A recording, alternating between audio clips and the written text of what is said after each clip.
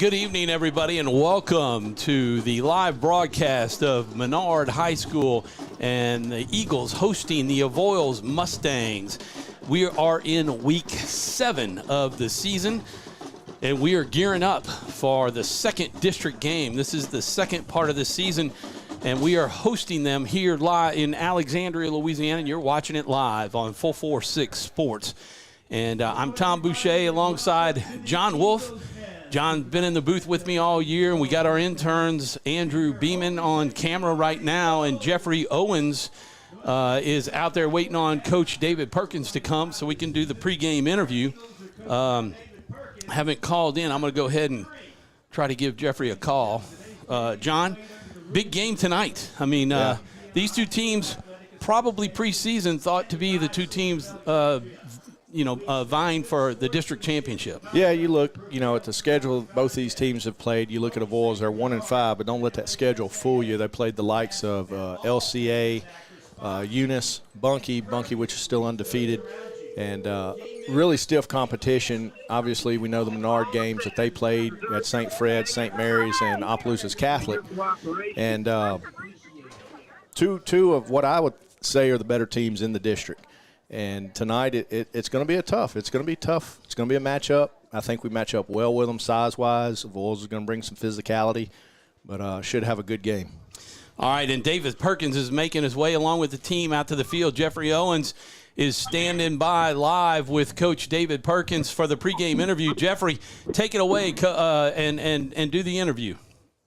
So, Coach, I heard they have a beast out there, Samson, right? Yeah, go ahead. How do you plan on containing him tonight? Number 16, it's got to be a team effort. We know he's fast, he's athletic. We kind of lack that a little bit, so it's going to have to be a total team effort, 11 guys getting after him.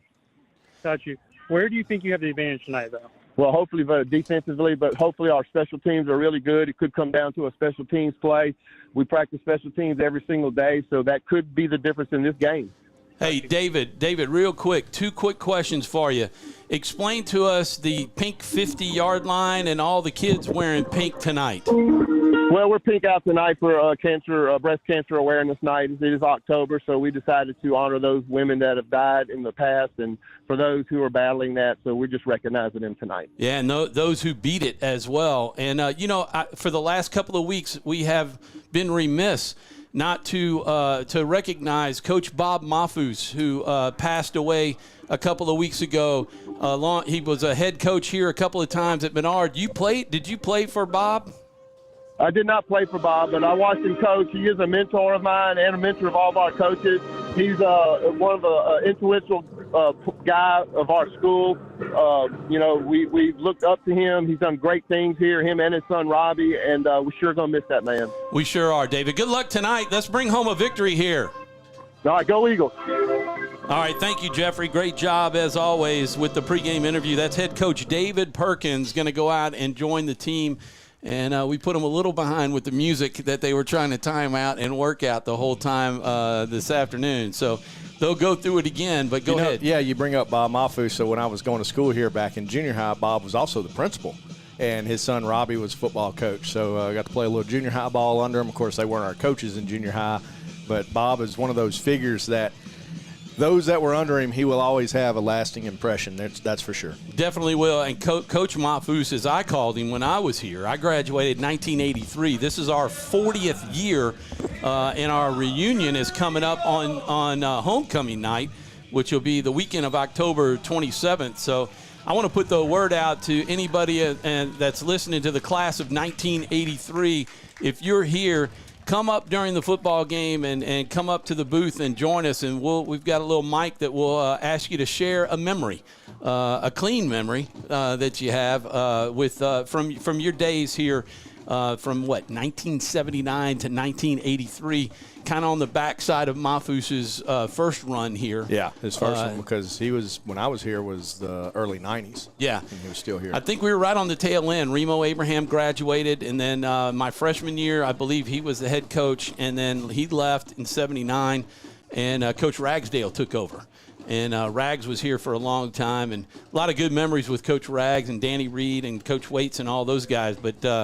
But Rags would always sing bells will be ringing at the Christmas little talent show that we would have around Christmas time. So great memories. We will miss Coach Mahfouz, and to the Mahfouz family and the Menard faithful, our prayers are with you. And just wanted to take a time to kind of honor him a little bit, and because we haven't done it yet. So we're going to take a quick break, and then we'll be back with more pregame show right after these messages.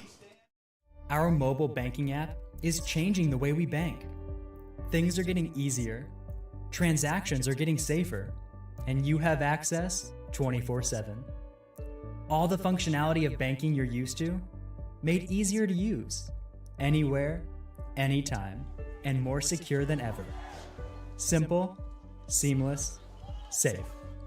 Download our mobile app today. And of the Son, and of the Holy Spirit. Amen. Thank you, Lord, for the chance to compete and use our talents through sports.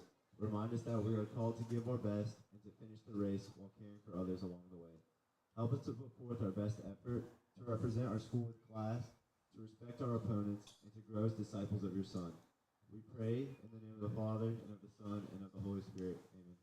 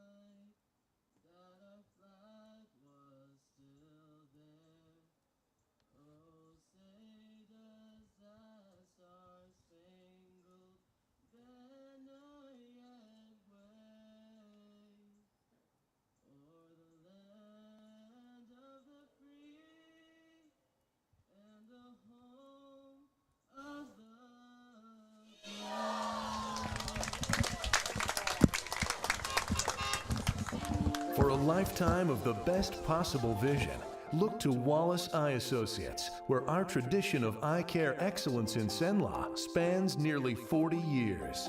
From your next family eye exam to cataract and glaucoma evaluations, trust your vision to the experienced eye professionals at Wallace Eye Associates. Call Wallace Eye Associates today at 318-448-4488 to schedule your next eye evaluation. It all started with a sketch on a napkin, an idea created by two walk-on bench warmers. And after 10 years of hard work and perseverance to turn their dream into a reality, it's the #1 sports bar in America. Welcome to Walk On.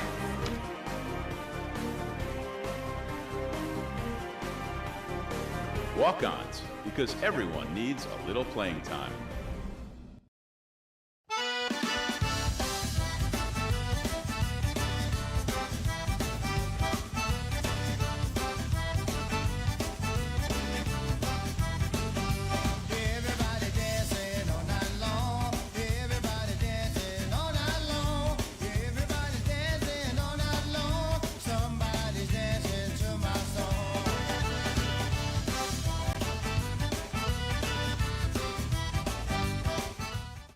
Time for our red, white, and cool summer event at Southern Air Heating, Cooling, and Plumbing. Right now, you can save on a new energy saving system. No money down, 0% interest, and no payments till June 2024. Call Southern Air Heating, Cooling, and Plumbing or visit us online. And we're back live in Alexandria, Louisiana, Holy Savior Menard Central High School, the home of the Eagles. The Eagles' Nest, you'll hear us refer to. They are hosting the Mustangs of Avoyelles, and we are playing for the district lead for both of these teams. Both of these teams are 1-0 coming into this game in the second season in the district. The Avoyelles Mustangs are 1-5. Menard 3-3. We'll get into that a little bit. We just want to take a minute here to thank our sponsors, Valex. You see them down in the bottom right-hand corner. They are our title sponsor for the second year, and we are so grateful to Valex Federal Credit Union for that sponsorship. And without them, we wouldn't be here. Same goes for Wallace Eye Center, John. Yeah, your score brought to you by the folks at Wallace Eye Associates. So go over and check out Wallace Eye Associates scoreboard located at the top of the screen. And then we also have Sadler's Towing. You can see down on the bottom left. They are the sponsor of that ticker that's running. And as long as all of us text Chuck during the game, the score, he'll update those. You can see the captains out there on the field. Number 2, Cody Lyons. He's not dressed out, so that's interesting. We hadn't heard about that. Drake Aldridge, number 81, 33, Cooper Scott, and number 7, Jalen Williams. And then you can see the captains on the other side. We'll keep an eye on the coin toss and see who wins and what they decide to do with it. Also want to say thanks to Southern Air Cool Play of the Game. They sponsor that. We will choose a cool play of the game tonight and let you know that. But then we'll also choose a Quibido's player of the game, but we won't tell you who that is. You'll have to tune in to the Coach Speak show on Sunday night at 5 o'clock. John will be there again this week. 3 weeks in a row now, John. Yeah. So you're going to double my pay. Seat. You're going to double my pay, right? Yeah, exactly. So let's see what the it's like Avoyelles won and is going to receive. And they're going to receive. So we mark that down. They win the toss and elect to receive. And so Ryan Hicks, number 30, will kick off. We also have our Why Not Stop keys to the game. John, let's talk a little bit about what those will be. Yeah, so I think, you look at this Avoyelles offense, you're going to see the double wing tonight. One thing about the double wing, it can eat clock. What that does, your offense is going to have to get some production. So I think, 2 keys to the game. One, can the defense of Menard get this offense off the field before they chew up too much clock? And 2, can Menard's offense get some points on the board in what potentially might be a very limited number of offensive series due to the offensive style that Avoyelles plays? Yeah, so again, also be aware of the onside kicks. In the Boone era, which we're not in anymore, it was every kickoff, if they had it, was going to be an onside kick. So you were lining up your hands team at the 40-yard line, or at the 50 rather, and hoping that you handle the football. Yeah, we'll be doing that tonight. You go back and you look at the Avoyelles Oakdale film. They did some onside kicks against the Oakdale game last week, so you got to be ready for that. I would say the only really change from Boone to this year is Avoyelles will punt the ball a little bit depending on the down and distance. But other than that, you're probably going to see a lot of onside kicks tonight if Avoyelles has that opportunity. So we'll try to keep an eye out on the scores tonight also for Oakdale and Rose Pine, and we'll try to eye Pickering, but two of those teams are playing each other. I just don't know which ones. And then one will be off with the odd number of fans. Yeah, there you go. We had that Nat Sound mic potted up for the national anthem and the prayer. And one of the things you'll notice new is on this telecast, here's the kickoff. It's going to go short right at the goal line, and it'll be taken up to the 10, the 15, the 20, 25. Got to get him down, and they will finally right at the 25-yard line. And we'll mark it there. It'll be 1st and 10 for Avoyelles. Thought he might break that one. Yeah, and, with Avoyelles coming out on offense with this double wing, so, it's a lot of gap protection they're going to have to do. I mean, you're going to have to put 7, 8, maybe even 9 guys in the box, and it's a lot of misdirection they're going to see. You can't arm tackle tonight. We're going to have to make some good tackles. The defensive line cannot get too far upfield because this double wing, they love for a defensive line to really push upfield, and they'll blow right by you. So we're going to have to tackle well tonight on defense. Well, we'll see what they do here in the first drive. We can see Carson Harrison, number 14, getting the start out at cornerback, and that may be because Cody Lyons is out, number 2. The handoff up the middle, and they do a nice job of stacking that middle. Looks like Asher Davis was in there to collapse that hole, and then Dusang came in. And T-Sam, I tell you what, I'm impressed with number 20. the young linebacker who's getting a lot of playing time over the last couple of weeks, and especially with Carter Marcantel out now for the rest of the year. Number 39, you see T-Sam getting a whole lot of playing time. Yeah, number 20 there. And Asher Davis tonight will have a big role on that nose guard position with that offensive line to get a good pile right there. I'm also seeing both of them. That's something new. They outside, you get a hand on him. Got to get him out 30, 35. It may be enough for the first down, and they're going to hit him out of bounds, and that's going to be a penalty.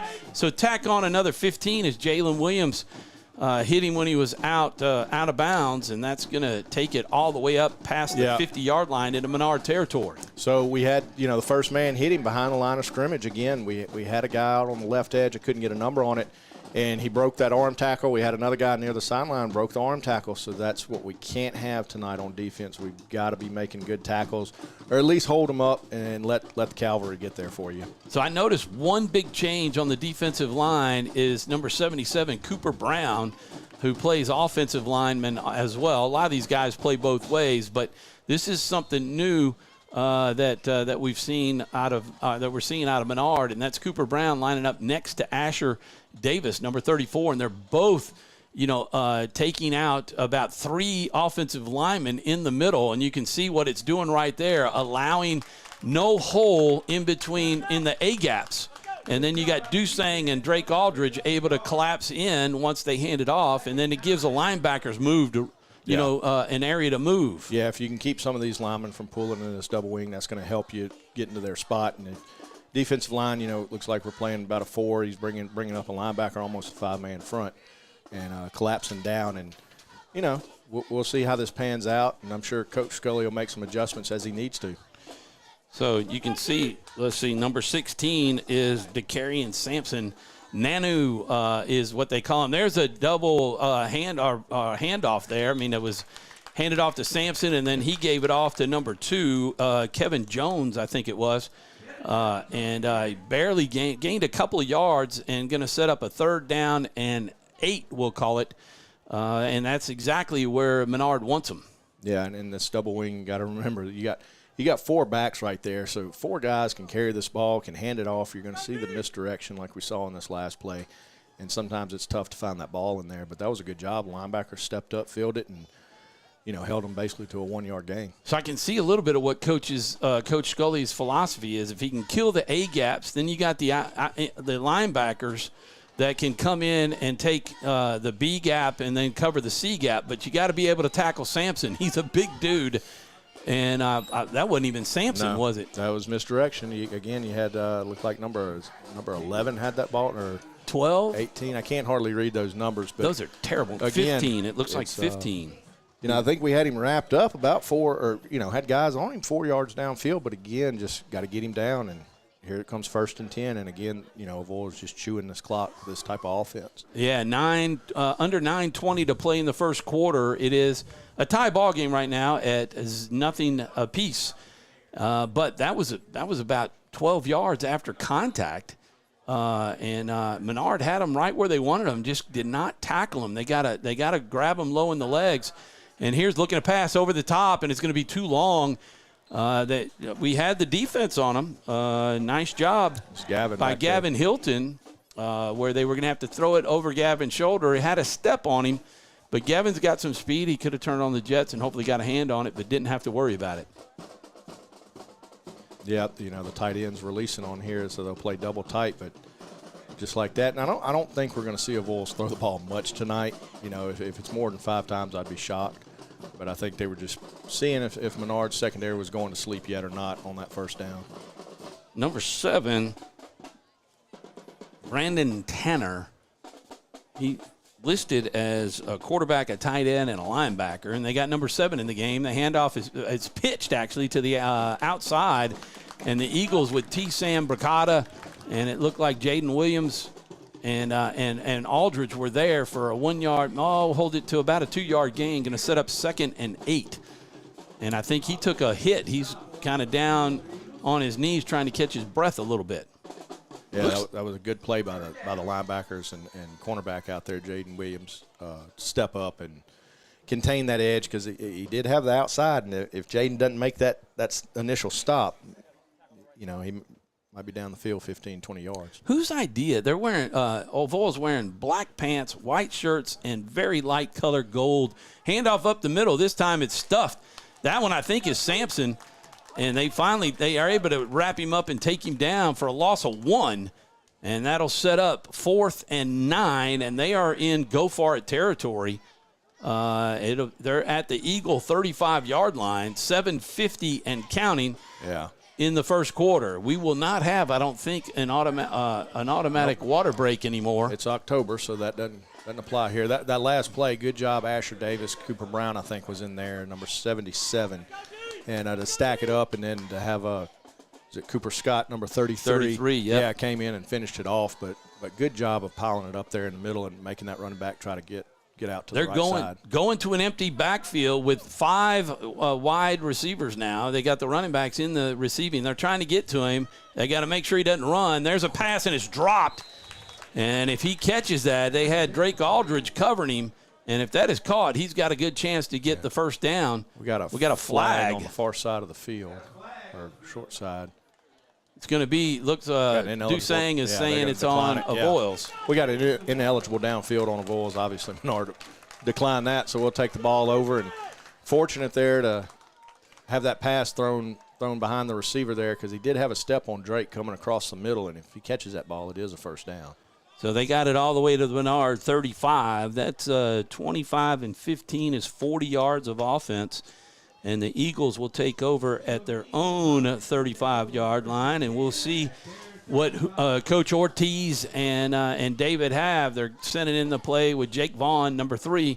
Got a chance to meet that young man Wednesday night at Wildwood Pizza. We got to interview Jake and Jordan Rich during the coaches show. Trip receivers to the near side. They've got Gavin Hilton and Jordan Rich, and looks like Cutter Knowles in the game. He's running a slant pattern. They got it. Cutter! Oh, and he falls at the 43-yard line, and he was going to be gone. That young man's got speed that Avoyelles doesn't really realize how fast Cutter is, because they don't have a lot of film on him. You know, that play is very similar to the last touchdown scored last week at Pickering. Cutter Knowles down the middle, inside seam basically, and Matthew Hicks hit him beautifully for a touchdown. Very similar route here off that play. I think the formation might have been a little bit different. I'm not sure, but very similar play, and Cutter makes a great catch. Just Turf Monster got him. Turf Monster, they're going to say incomplete pass. Incomplete, he drop it? Wow. Are they going to say the ball moved when he hit the ground and he didn't hold on to it through the whole play? So they're going to throw a pass again over the middle. Gavin Hilton with it. Now first down. Eagles, as they pick up about 13 on that second down and 10 play. And that slant pattern in the middle, wide open. They obviously scouted the defense. They do it for every team, but notice a big, wide open hole in the center of the field. Yeah, they've attacked it twice now and paid off. I thought the first time I didn't see that ball come out, but offensive line, I didn't notice. He fell forward and the ball hit the ground, but I thought he had made an offensive move already, a football move, running the ball a couple of steps before he fell. Anyway, Jake in the shotgun. One man, he's going to throw the screen pass to Cooper Scott, and Cooper's coming near side, and he's down to the 30, 20, 25. A stiff arm and taken down inside the 10 as the Eagles have entered the Avoyelles Mustangs Red River Red Zone. I want to thank Red River for their sponsorship this year and for being a part of this broadcast for the second year in a row. Your local hometown bank, a Louisiana community bank in Red River. Down at the 12-yard line, the Eagles with 6:28 to go in the first quarter, and little passing game is working great for the Eagles right now. Trip receivers to the far side of the field. Jordan Rich to the near side. He's got single coverage. Look for that little slant pattern to Jordan. They're going to throw it looking over the middle. Jake might keep it himself. Nope. Smart. Throws it out of bounds, and that is a smart play. Earlier in the season, he would have taken the sack there. Yeah, I think, Jake looked to his right and briefly had a guy and didn't like what he saw, came back left, and instead of forcing that ball into the end zone or something in a route or trying to run it, he was covered there on the sideline, just smartly just unloaded out of bounds. You got 3 more downs to fight this. Got Matt Kirk, number 1, the tight end out there. Cooper Scott, we saw with the screen pass and taking it down a good 25, 30 yards maybe to get the Eagles down to the 12-yard line. So Kirk is out there. Cutter Knowles is to the far side of the field. Gavin Hilton, Scott in the backfield with Jake. They're going to hand it to Cooper. He's going to try to get to the outside. He's still running to the outside, sees the hole, and just down. He got the first down inside the 5, down to the 2. All the way, they'll mark it at the 1. It'll be first and goal from the 1. Great run by Cooper there. Hesitated a couple times, but was able to get the edge on the defender and got it down to the 1-yard line, set up first and goal. It's a very patient run by Cooper. Those little stutter steps weren't trickery. They were just allowing the block to set up. Yeah, and, Gavin got out there and got on the edge a little bit and able to help him on that block. So good blocking downfield by the receivers. And now we'll probably see Cooper just try to muscle it right up the middle. They got trip receivers to the near side. Goes in Hilton in motion. And Jake's going to keep it himself, and he's going to be in for the touchdown. And the Eagles take it 65 yards in about 5 or 6 plays, somewhere in that neighborhood. And it's a touchdown Eagles with 6:09 to go in this first quarter. I tell you, Tom, almost perfect execution on this offensive series. Other than that one drop pass, which we thought he had, couldn't ask for a better outcome on the opening series against this team. Turnover on downs for the defense, and then the Eagles take it down and score. Here's the extra point by Hicks. Ryan Hicks is perfect, and that's going to set up a 7-0 score with 6:09 to play. And as you can see it on the scoreboard there, as we go to a commercial break, we'll be back right after these messages.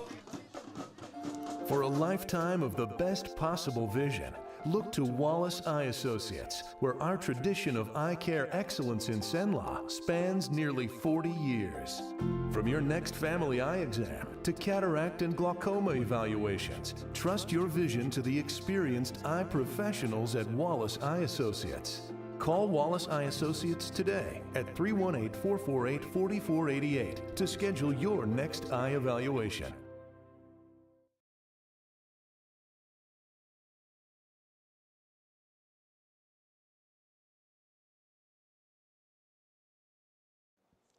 And you're looking at the score, 7-0 the Eagles. For the second week in a row, they take the lead, and they take the lead first possession. And Ryan Hicks puts it in the end zone, and Avoyelles will start at their own 25-yard line. 20, that's right. I heard you talk about that last game in Pickering with Scott. You got LSU. I was just testing you again. There we go. Yeah, Ryan Hicks, doing what he does. Heck, that first kickoff, he put it right to the goal line. It was about 6 inches from crossing the plane. But, here we go. Avoyelles 1st and 10 from the 20, and let's see if we can get another stand. Last week, the Eagles jumped out on top, running the kickoff back. It was Wyatt Haywood with the run back. I think that was 65 yards. Yeah, it was. That opening kickoff was it was 70+, 72. 70? Yeah. Yeah, that was the Southern Air cool play of the game. The defense, the snap is high. The ball's on the ground. The Eagles might have it. Is that Jaden that came up with it? Or Cooper? That's Asher. I think Asher Davis.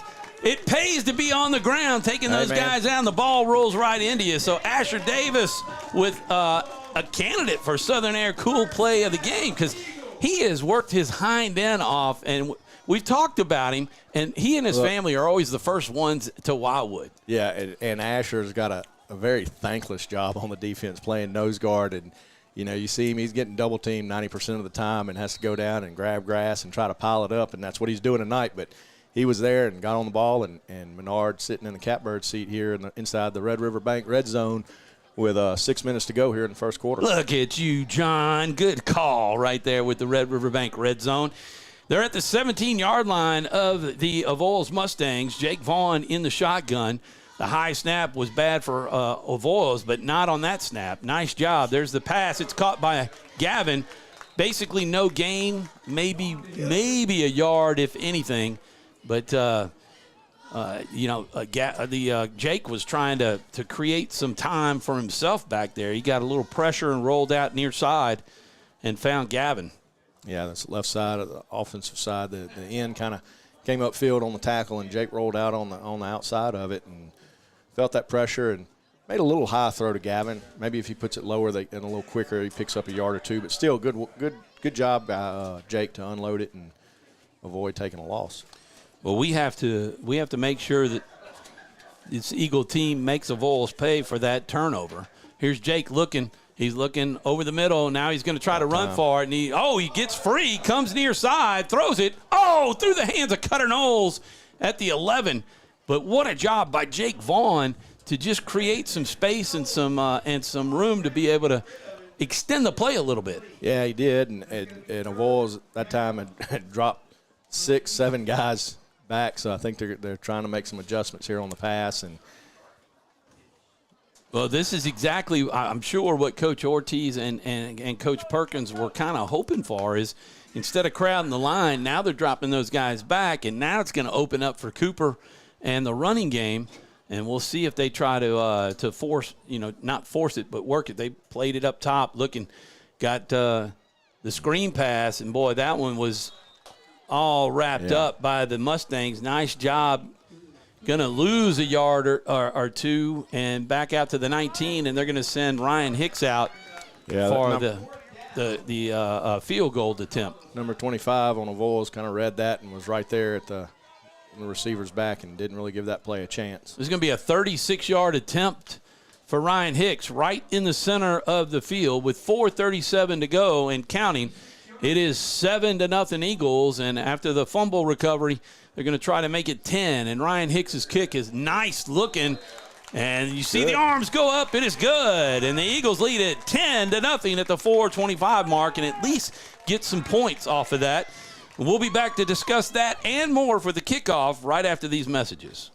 Appliance Parts Company in Alexandria has all your major appliance parts needs. We sell parts to all major appliances as well as new appliances, including window units, chest, and upright freezers. Appliance Parts originally opened its doors on Lee Street in 1972, and we're now open at a new location on Memorial Drive to serve you better. Stop by, say hey to our crew, and check out our awesome holiday gifts. Appliance Parts, 2208 Memorial Drive in Alexandria next to Target. Open Monday through Friday, 8 to 5, and Saturday from 9 till 12.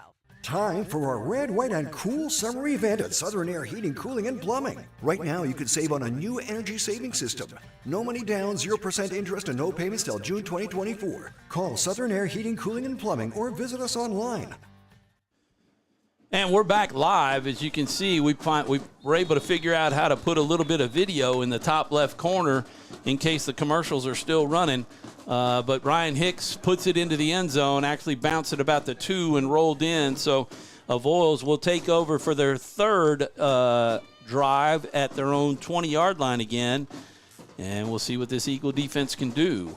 10-0 is the score right now early in the first quarter. Take a look down at the Sadler's Towing score ticker, and we'll see if we have any updated scores. Who else was playing tonight? Do you know on Thursday night? Was there any other local teams? That's true. It's Thursday. Yeah. Yeah.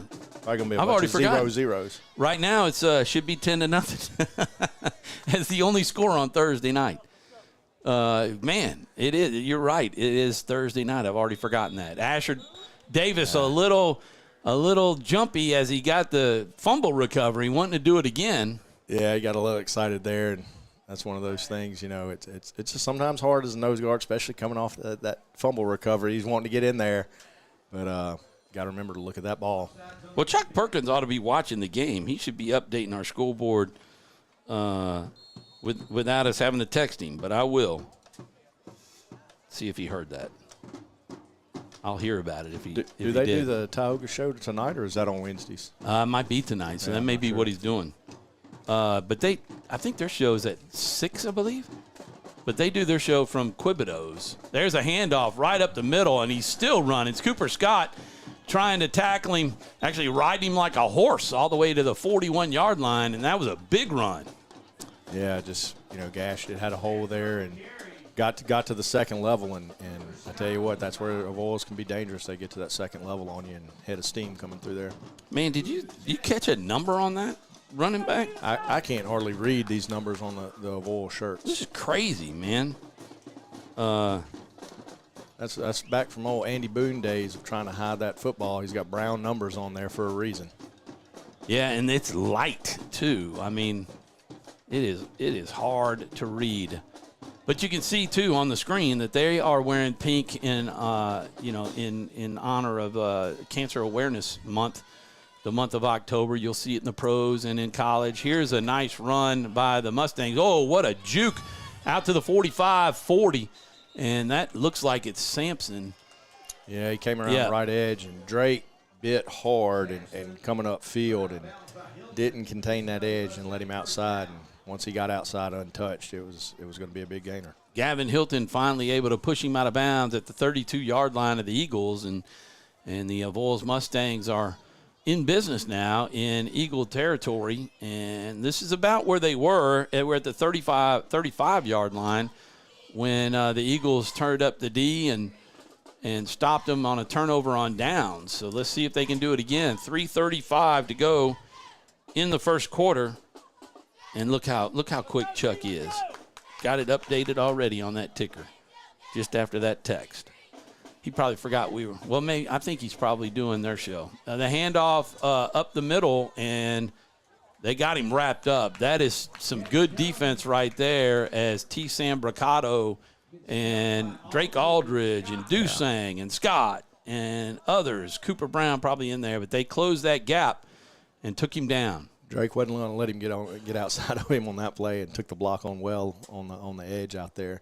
And, when you're playing this team, one of the things they want you to do as a defense is they want you to get upfield on them, right? They want you to come screaming into the backfield because that double wing and then two tights, I mean, they can be by you before you know it. Yeah, and it's hard as a defensive lineman and linebacker when you got that free shot not to get way upfield on them and deep into that backfield. There's that double wing T set, and they give it to number 2, and he's trying to bounce it out and go back up the middle, and they close that one nicely, and the linebackers pop in there. Number 22 for the Eagles. Saw him out there for the first time. Number 60, Ben Good, in there, 22. Did we ever get a name for him? That's Jack Simpson. Yeah. He played a good bit last week at Pickering on both sides of the ball. That's one thing with not being at the game, we can talk a little bit about during this one, and that is, and we talked with the coaches, but just how much experience the younger Eagles, the JV team, got playing against Pickering and how well they performed. Yeah, it's when you can get young kids in a game like that, it gets those butterflies worked out and gets them into the rhythm a little quicker when they do have to fill in on a Friday night. 3rd and 10, they pitch it to Sampson, trying to get to the outside, and they're stretching him. Just take him down, and that's one way to do it, is just be in front of him and pull him down on top of you. And he's going to be stopped at about the 29, maybe mark it at the 30, and that's just about a 2-yard gain, and that's going to be 4th down and 8 for the Eagles, and they could get a turnover on downs here. Both these last 2 offensive plays by Avoyelles, Menard's defense has played it to perfection. Yeah, to perfection. Trying to get off the block, stretching it out, filling the gaps, and that's a result. And now we got, a 4th and 8 coming up, and may see some trickery or something here from Avoyelles. Student section, every once in a while, Jeffrey, get a shot of that, when we're in a commercial break. Maybe we can come out on them, but they're all wearing the pink. They're getting to the outside. He's got the corner, Cooper Scott hanging on to him, and everybody else gets to him, and that's going to be short of the first down. And the Eagles, Coach Scully, all excited out there, high-fiving. So is David as they get another turnover on downs, as the Avoyelles Mustangs only able to get to about the 26-yard line. Yeah. Cooper Scott did a good job, came in pursuit, got a hand on him, held him up just enough to let the other guys get there and clean it up there on the sideline for a good stop. And they did come out. They pulled one of their tight ends and split him out wide and tried to change the formation up a little bit, but Menard's defense played it well. 54 yards of offense for the Mustangs on that one. They come up empty, and this obviously will take us down to the at least this series, as long as Menard doesn't turn it over. Trip receivers to the near side will take us down to the end of the first quarter after about the first or second play. So now they'll be outside. You got a penalty, delay a game. Oh. Delay a game by the Eagles will drop it back 5 yards. Taking too much time. They have a 25-second clock, and they didn't move quick enough. Coming out of a timeout session also on top of that. Not sure if personnel was not right or what. Well, and they went into a – now they're running. They got full 25 now as everything's set at about the 21-yard line. Eagles now got to go 15 yards for the first down. Trip receivers coming at number 70. We got a little trickery lining up here. Wow, they're going to throw a little behind or come over. Now they're gonna run it out to Gavin, maybe look to throw it, but over the middle. Wide open is Cutter Knowles. No, and that's Gavin. Oh, it's Gavin. Yep, and maybe it was Cutter that was coming near side. And what a play to pick up not only 15, but an extra 10 or so on top of it. Take it out to the 47-yard line. Eagles 1st and 10. Yeah, I mean, you had two offensive linemen split out left with the wide receiver out here, almost resembling a swinging gate formation to a point. And when you ran Cutter Knowles coming near side, it looked like it was going to be a little wheel route with those linemen out there. And then you stick Gavin right over the middle, and a great pass by Jake Vaughn. Two receivers to the near and far. Hilton in motion, and Jake Vaughn going to keep it himself, get to the outside, pick up a couple, gets it to the 50-yard line, and that's going to take us to the end of the first quarter, and the Eagles will have the lead at 10-0 as we go to a break. We'll be back with the second quarter. You're watching Menard Eagle football live on 446 Sports.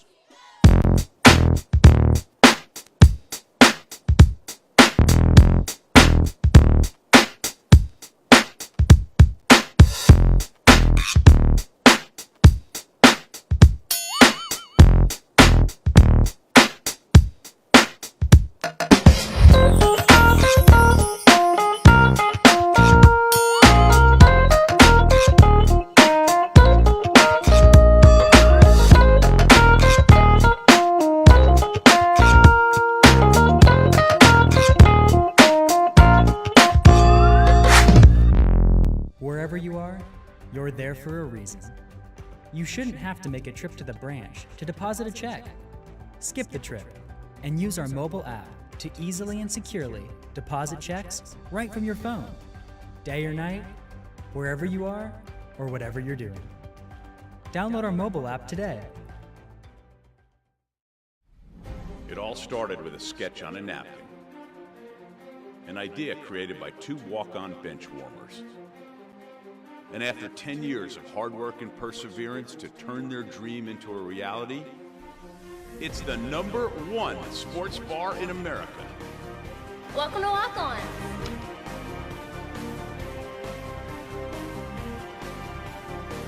Walk-ons, because everyone needs a little playing time. So we're back live on a 2nd down and 6, and Jake. Actually, Cooper Scott took the handoff and slipped down to a knee, and they lost about the 3 or 4 yards that they had gained on first down. So it'll be 3rd and 10 from the Eagle 47-yard line. They switched. Menard moving left to right now. I used to say left to right on the radio dial. I'll still say that, even though we're on TV and screen live streaming on YouTube and Facebook. Want to thank all of our fans who have tuned in tonight. Thanks for that. Be sure to subscribe so you get notifications when we're up. Here's Jake looking to pass. He's got wide open green, but he's going to throw deep. Got a man open, but he underthrows him, and it's going to be picked off. And the Eagles still don't have him down, and he's getting to the outside all the way back to the Avoyelles 45 or 46-yard line. So a nice return by the Mustangs as the Eagles suffer their first turnover of the night. Yeah, Jake just laid on that throw and then underthrew it right into the coverage there. But I'll give him this: he hustled, and he's the one who forced the guy out of bounds on the return too, though. So they pick up 27 yards, but the first turnover for the Eagles. They went through the first quarter without any. They did recover a fumble against the Avoyelles, but the INT on Jake Vaughn. So the fourth drive for Avoyelles starts at their own 47.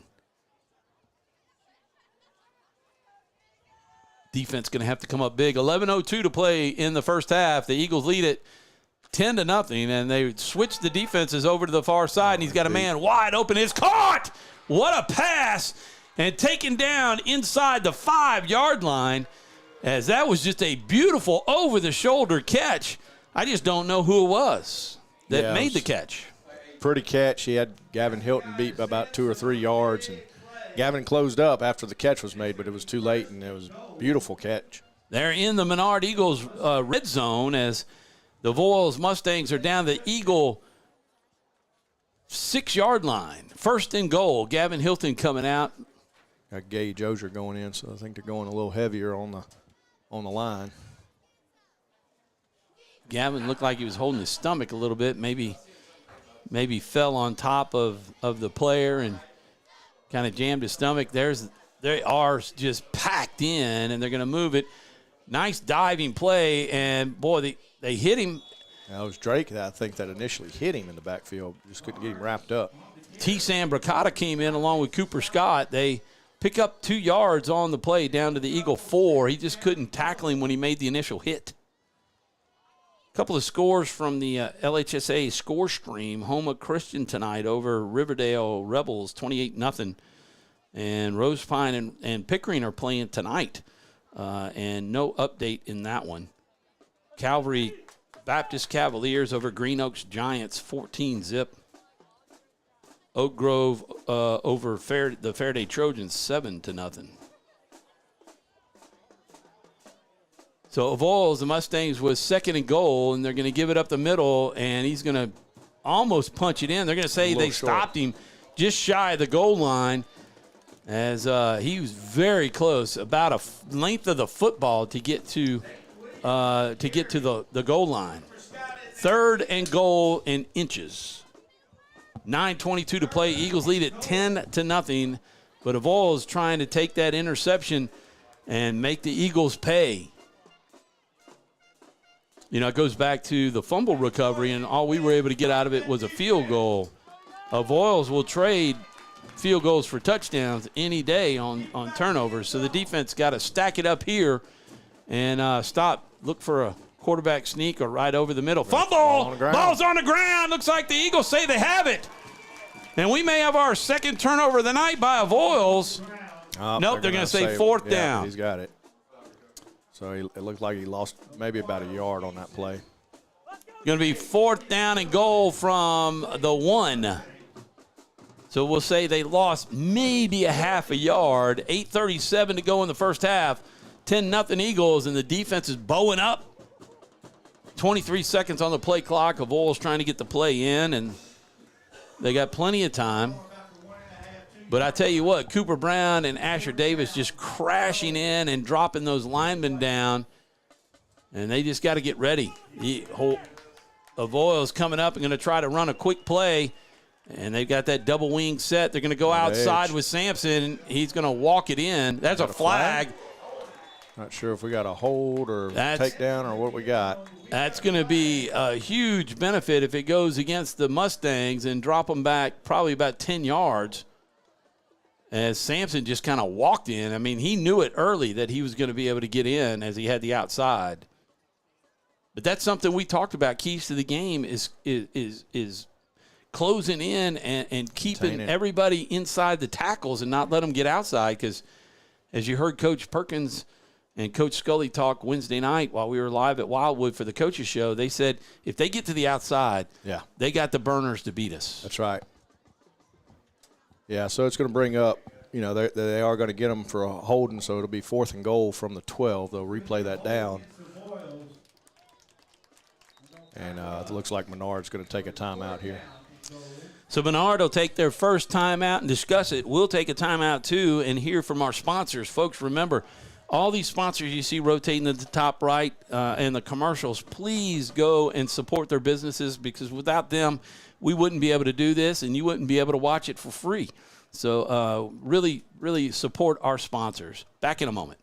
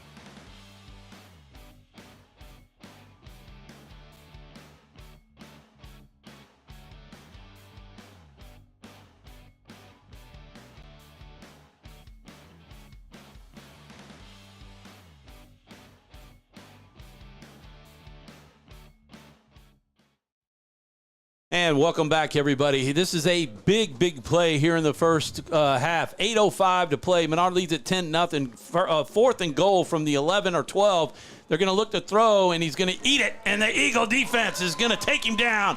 Braylon Dusang with the sack. A loss of 2 or 3 yards, and the Eagles will take over at the 15 or 16-yard line. We'll see where they mark it. Great job by the defensive secondary there. Cooper Scott dropped into cover. Matty Shelton, Gavin Hilton stayed with their receivers, and he had nowhere to go with it. Good penetration, getting off the blocks up front. Excellent play by the Eagle defense, and I know Coach Scully's got to be fired up about that. So the Eagles will take over at their own 15-yard line. That was a 48-yard drive that comes – wait, no, that goes back, to the 15-yard line. So that is 38 yards for the offense there as Jake Vaughn's in the shotgun, 7:58 and counting. Here's a pass out to the sideline to Matt Kirk, and he's got the ball up to about the 21, and that's going to be a nice pickup of about 6, and that's exactly what we want on first down. Yeah, good catch by Matt. Ball was thrown a little high, but Matt, good catch, get upfield, get a good 6-yard gain out of it, bring second and 4 coming up. Got to thank Al Matthews and all the guys that are back there in the concession stand as they come up about this time and count how many of us are up here, and they bring some French fries and some great hamburgers. Whole lot better than the fast food joints you can get in town, that's for sure. Heck yeah. So always thank them for taking good care of us. Strip receivers to the far side, Kirk to the near side, Vaughn looking. He's got some pressure up the middle. Now he's got plenty of green out to the 30 and out of bounds at the 32. And we got a penalty? Yeah, I think they might get us for a holding. I think they might get Gage Ozier on the hold here. Cooper Scott, maybe trying to catch a break by picking up the flag to give it back. But they said, drop it, man. We drop it right about where the hold took place. Yeah, I think the hold was actually in the backfield, so they'll go to the spot, the line of scrimmage and penalize it 10 yards. So the Eagles, it'll be second down and about 14 with that 10-yard penalty. So we saw the Eagles. Boy, they ran that little trick play and caught Gavin Hilton over the middle for a big play. Let's see what they got. See what they got in their pocket right now that they can pull out. They got 21 seconds on the play clock. Jake just making it back, so he's got plenty of time. 7:06 on the game clock, and the Eagles able to hold on to that 10-0 lead by getting that turnover on downs. 2 of those for the Eagles, and both of them occurring. Here's Jake. He's going to run it himself up the middle and breaking some tackles. Picks up almost all of the lost yardage, maybe plus 1, maybe 11-yard pickup. Yeah, I think we're going to have 3rd and 5 coming up. But the Eagles, every time Avoyelles has gotten into their side on their side of the field, came up with a turnover on downs. And then they came up with the fumble recovery on another possession. This is the 4th possession. Both teams have had the ball 4 times, turned it over once, both interception on the last drive by the Eagles as they were getting deep into Avoyelles territory. Cooper Scott being told to get over. They got 7 seconds to run the play, 6:19 and counting. Jake going to take it himself, and, boy, nailed and dropped.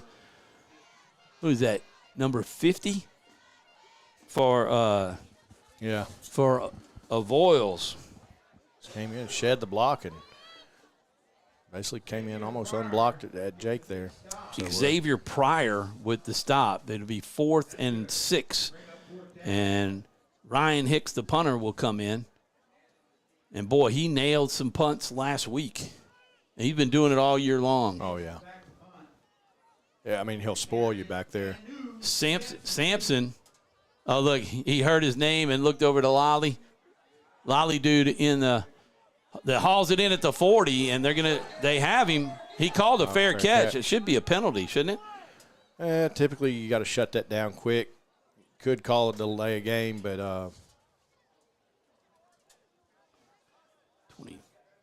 Yeah, I think he kicked that from the line of scrimmage on that time was from the 15, I believe.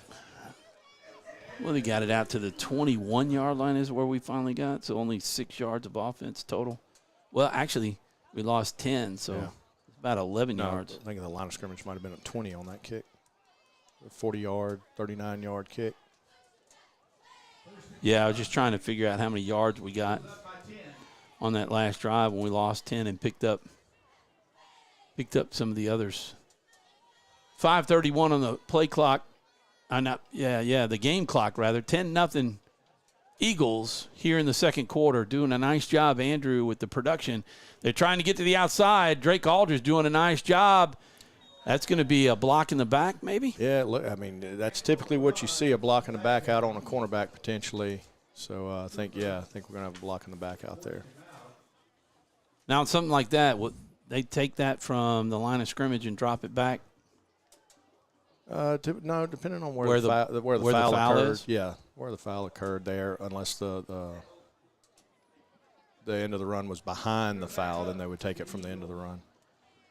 Want to remind everybody, just in case you're not getting enough text messages, but don't forget, it is Election Day Saturday. If you did not get a chance to vote early during that period of September 30th to October 7th, Saturday is your one and only time to vote in this general election, and it is a big one. There are 8 constitutional amendments that nobody is telling you about.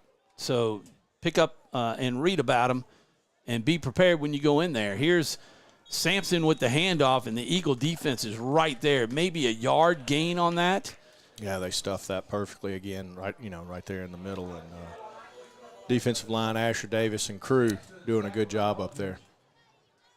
You also have the governor's race. A lot of candidates in there that will hopefully whittle it down to about 2, more than likely, and we'll have the runoff in the primary later in November. But all of the state positions are up for grabs, including local House races. So don't forget to get out and vote on Saturday.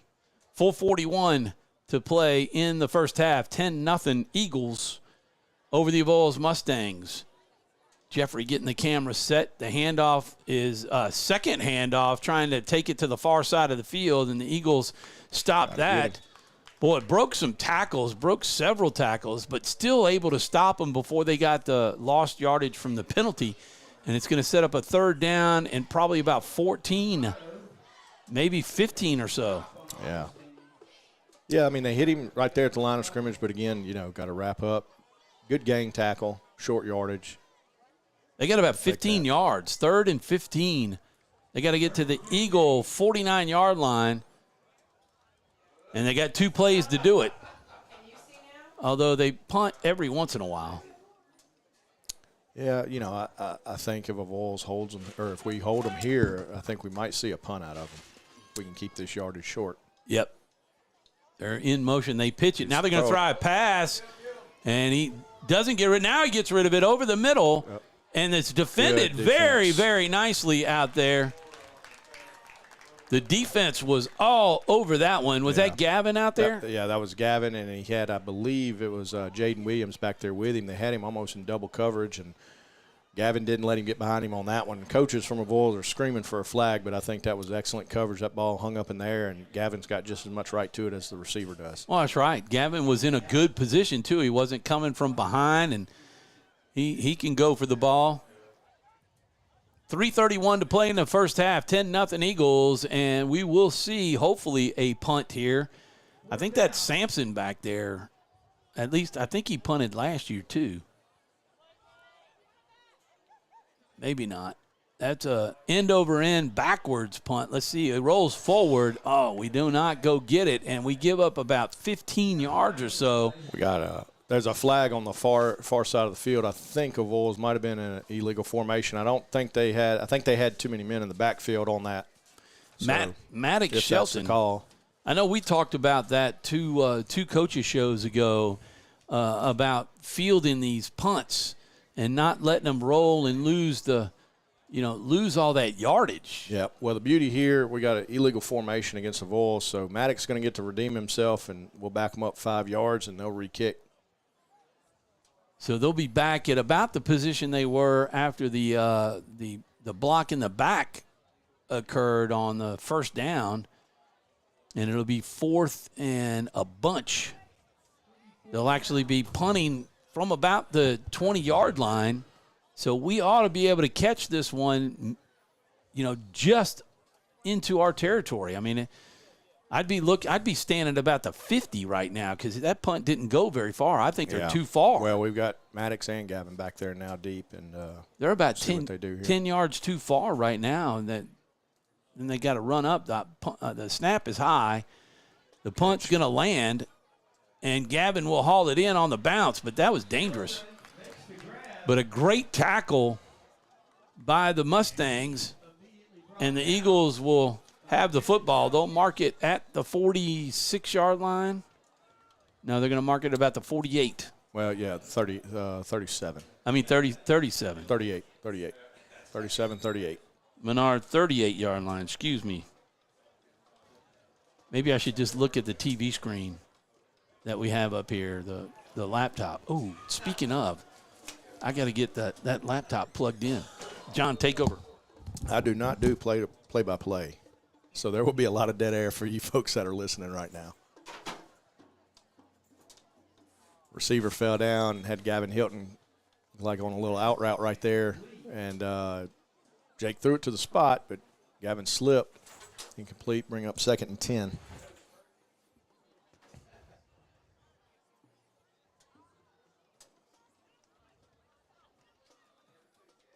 It was a really good defensive stop by the Eagles to take advantage of that penalty on that last offensive series by Avoyelles there to get them to go. And first punt of the game that we've seen from Avoyelles.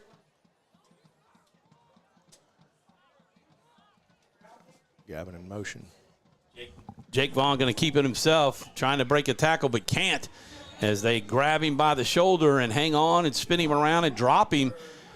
That's another loss of about – they're going to say his forward momentum was stopped at about the 36.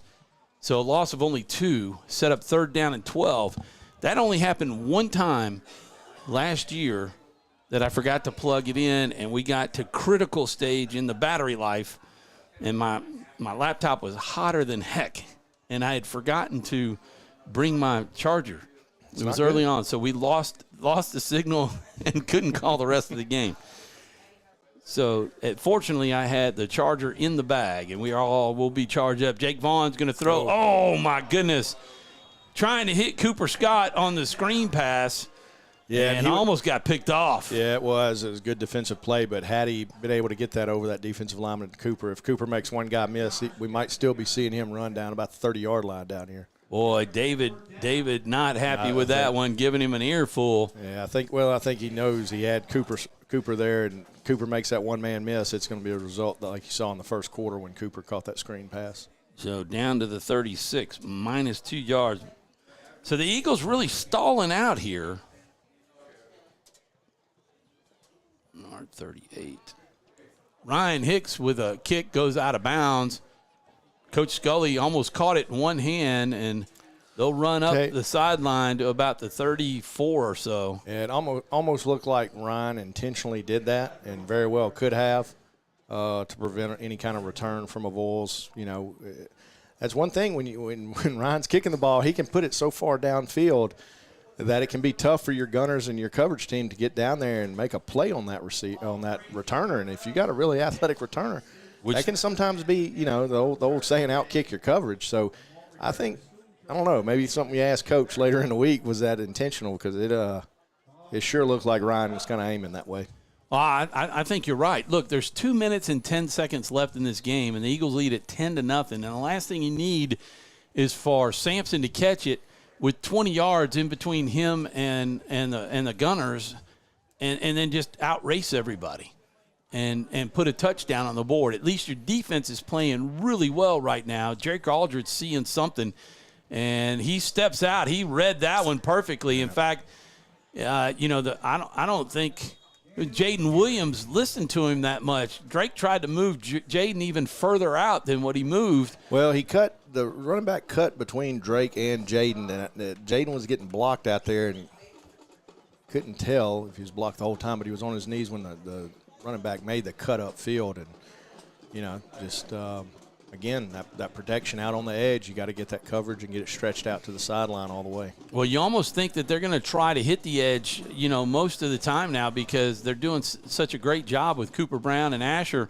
They're going to come near side now, and they got to hold off the tackle, finally get him down into Menard territory at the 48, 125, and the clock will stop momentarily to get the chain set and then start back up. 1st and 10 of Avoyelles. Yeah, they brought from the Eagle 48. Pulled from the right side there and got a kick out there on Drake and cut it back inside, and didn't have a linebacker or cornerback there, you know, stepping up, filling that hole. Eagles defense needs a turnover on downs right here, and that is Drake doing a nice job along with Dusang. Drake coming off his block to make the tackle, and we're going to have a timeout by the Eagles. No, that's Avoyelles going to call that. Oh, sure enough. Avoyelles going to make their first call on a timeout with 1:02 left and a 2nd down and about 7. We'll be back right after these messages.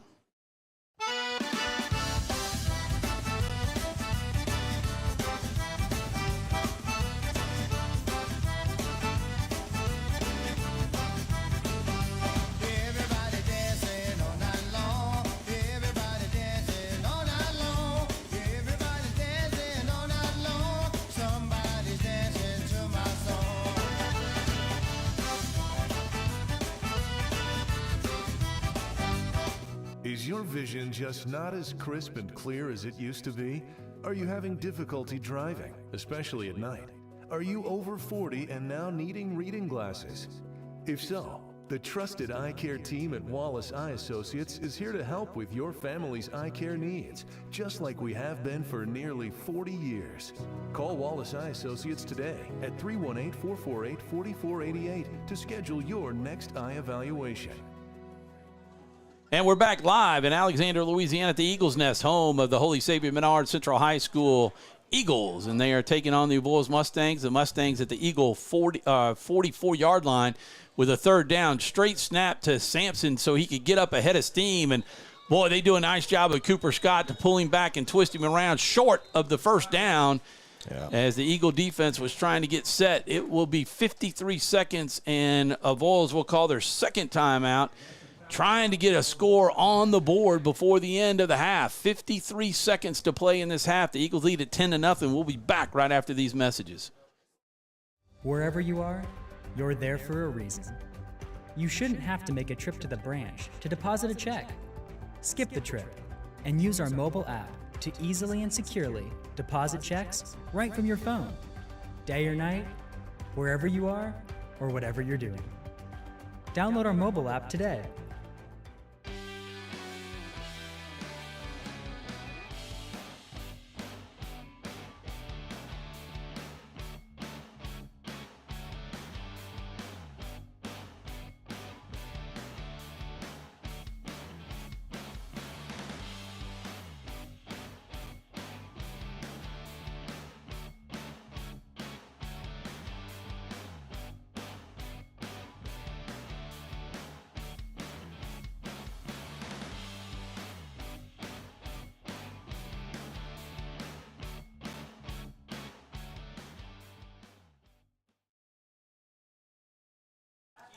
And welcome back to the Eagles Nest. Tom Boucher alongside John Wolf with the call. 57 seconds left in the half. The Eagles lead at 10-0, and this is a 3rd down and 2 for the Mustang Eagles. They only have 1 timeout left, and they're going to try to go up the middle. The handoff to Sampson.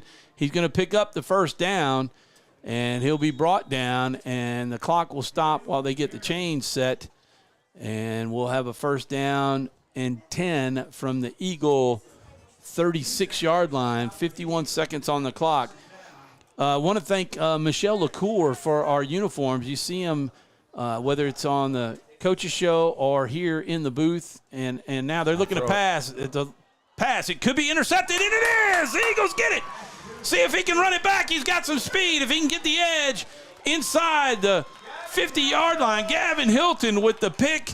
And 5, 10, 15, 20, 25, 30, about 35-yard return with 35 seconds left. And the Eagles are in business right now to at least possibly get 3 more, and they get the ball to start the second half. Tell you what, Gavin, he got beat earlier, and the last 2 that they went after him, he's not getting beat, and he made an exceptional play there. And ball was underthrown, and Gavin made a good adjustment to it and got the ball back to midfield. Now, with the clock where it is, Menard still has 2 timeouts, and Ryan Hicks sitting there on the sideline. So if we can hit a couple of plays, we potentially have a shot at getting some points on the board. So the Eagles have it right at the 50-yard line, the nose of the football sitting on the Eagle side of the white line. 2 receivers to the far side, 2 to the near. Cooper Scott, the only back in motion, is number 13, and he goes, Jake Vaughn going to keep it, trying the outside. He's got a little, cannot get away from that grasp. Oh, and they take his helmet off too. So he'll have to come out of the game because there's not a foul on that, and he'll have to sit out. So be interesting to see what Coach Perkins does here, if he's going to call a timeout or not, or let this clock burn. He should. 12. Well, yeah, I guess he's willing to just go into the half with the 10-0 lead, and that's exactly what they're going to do. And the Eagles take a 7-0 lead into halftime. We are going to turn around and hand it over to our interns, Jeffrey Owens and Andrew Beeman, as they've got some really nice interviews on the Menard cross-country team and the swim team to give you a preview of what it takes to be on those teams and what they're going to try to do this year. They've been doing a great job all year long, and do interviews during the coaches show, and then they run this. So take it away, boys, right after these messages. You're watching Menard Eagle football on 446 Sports. Buying car insurance for the first time can be overwhelming. Do you have enough coverage? Are you paying too much? Will someone be there for you when the unexpected happens? I'm Jason Hall with Farm Bureau Insurance. You may think it's easier online, but why wait? We're here to help you make sure you're covered. When it comes to car insurance, we have the answers, and we may have rates that save you money. So talk to Hawk at 318-791-HAWK or online at talktohawk.com and let us help you protect your biggest investments. Hi, I'm Kimberly Harrell, Certified Residential Appraiser. I am currently a leading provider of appraisal services for mortgage lending, employee relocation, estate planning, and community property settlements. My experience in real estate over the past 13 years and currently serving as president of the Greater Central Louisiana Realtors Association has given me a clear understanding of the real estate world and the ever-changing market we live in today. For any of your valuation Holy Savior Menard.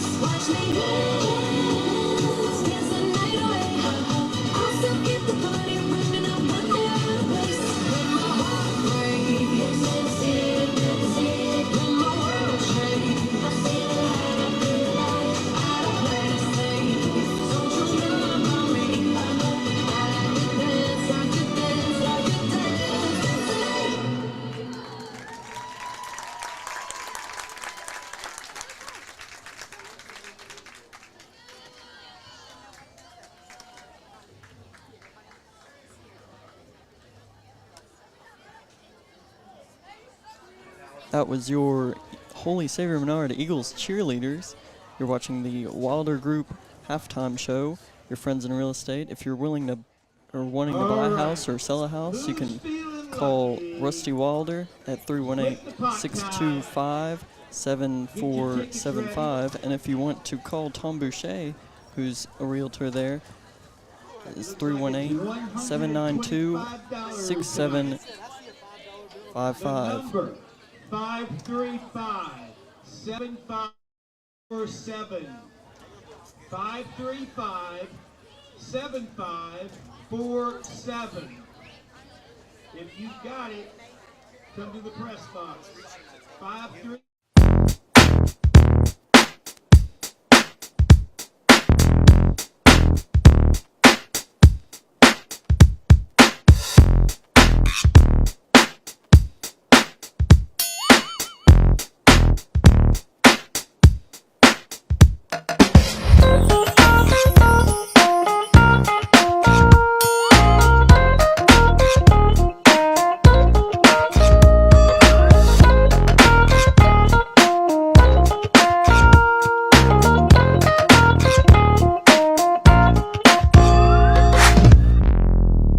Distributors is proud to support high school athletics on 446 Sports. BK is the one-stop shop for trophies, banners, awards, letter jackets, and just about anything award-related. And now, welcome BK Apparel and BK Promotions to the family for all your spirit apparel needs and anything you need to brand your business. When you think of anything you need with your name on it, think BK. Check them out on Facebook or at bkdistrib.com. BK Distributors, Apparel and Promotions in Pineville.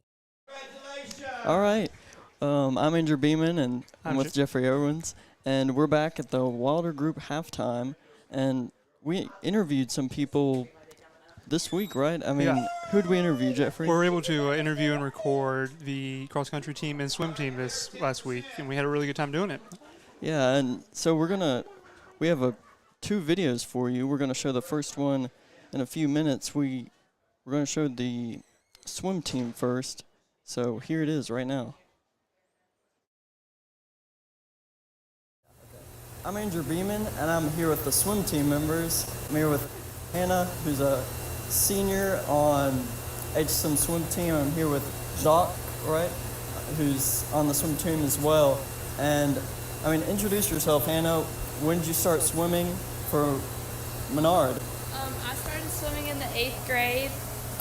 My friends swam in 7th grade and would come back from the meets and tell me how fun it was, so I decided to try it and found out I was pretty good at it. So. All right, and when did you start swimming at Menard? I've always kind of been swimming my whole life, so when I came to Menard, I just started swimming there. All right, sounds good. And you said last night that your favorite or easiest was the 100 meters. What's the hardest for you?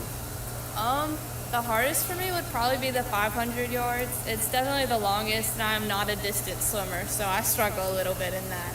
All right, and I'll ask you, what's your favorite and what's your most difficult swimming race? I kind of don't have a favorite. I like doing everything, so probably the IM, and then my hardest, the mile. Oh, all right. When do you guys compete? I watch Olympic swimming. I know they compete during the summer, but when do you guys compete during the school year? High school is from August to November. We start competing around September, and our state meet being the middle of November, and it's usually like every Saturday and every other Tuesday. All right, so you guys are going to be swimming this Saturday, right? And what time of the day do you swim? During the afternoon?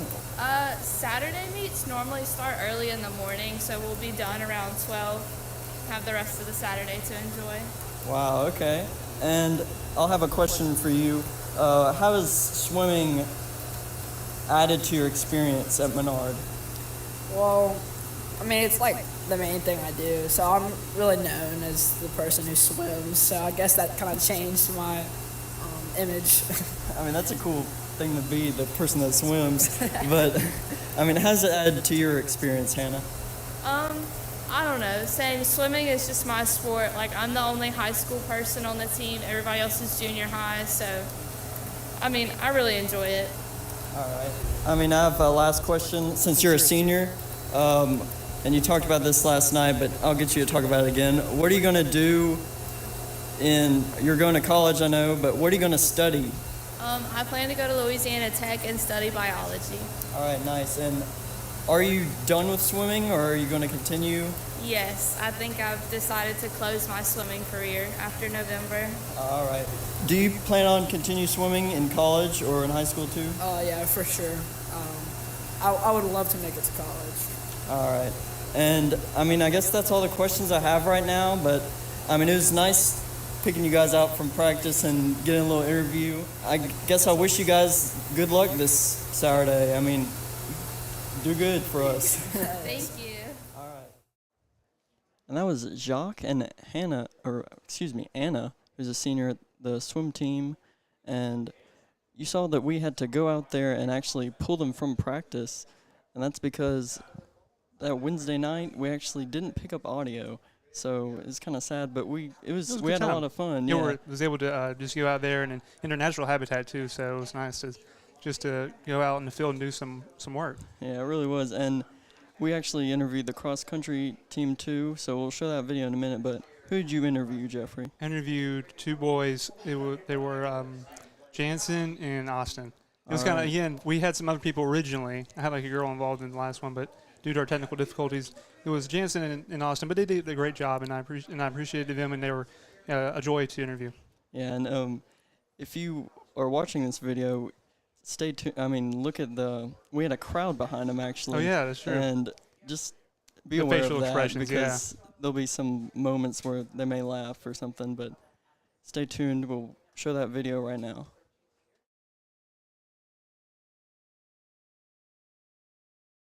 All right, so today I have Austin and Jansen, and they're going to be asking a few questions about the cross-country team. So, Austin, what motivated you to join cross-country? I like the sport, like, inside competitive sense. I had, like, a lot of older people motivated me to run. You know, I was, like, competing with them, practicing stuff, and I kind of felt like I needed to get better and stuff, so I kept on going. Got you. Jansen, how about you? Honestly, I just like running. It's been in my family. My mom does it competitively. My dad did it, and it's just something that I like to do. Got you. So, Austin, how has cross country enhanced your experience, like Menard experience here at Menard? I got a lot of confidence from it. It's really so motivated me to be a better person, and kind of like did you do some life values, you know, in running. How about you, Jansen? I just learned how to, I guess, just cherish things. I don't know how, but I just learned it. It just helps a lot, you know. Got you. Yep. So, Austin, what is cross country about? Like, what do y'all do? What's going on out here? So it's all about like team bonding. You just running as like a team, and you really get to like hang out with each other, and it's all about getting better, I guess, for like competing with each other, but like helping each other get better, get up. Got you.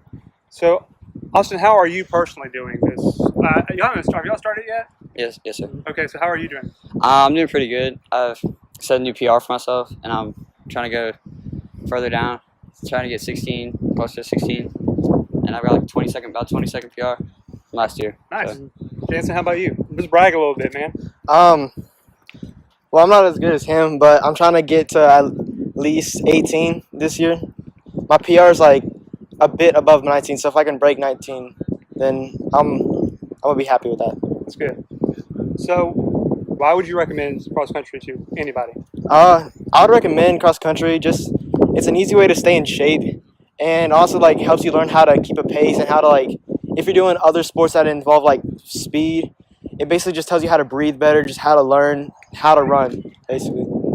Austin, how about you? Why would you recommend it? I recommend it because it's like, as I said in like last night, like it's pretty self-rewarding, and like I feel it makes you feel better as like a whole like, and it does help you with other sports, as Jansen said, like helps you a lot with like other sports like fitness-wise, endurance, and other stuff, and it's also really good for like team bonding. Makes sense. Well, thanks guys. I really appreciate y'all doing this interview with me. All right, we are back. hope you enjoyed those little videos. It was really fun going out there and interviewing the cross-country team and the swim team, of course. But Jeffrey has some stats for you guys of tonight's game. So to begin, Menard is up 10-0, and the turnover differential is Avoyelles has 2 turnovers while Menard has 1. And the yard difference between the two, surprisingly enough, because Menard is winning by a couple possessions, they have 98 yards while Avoyelles has 157.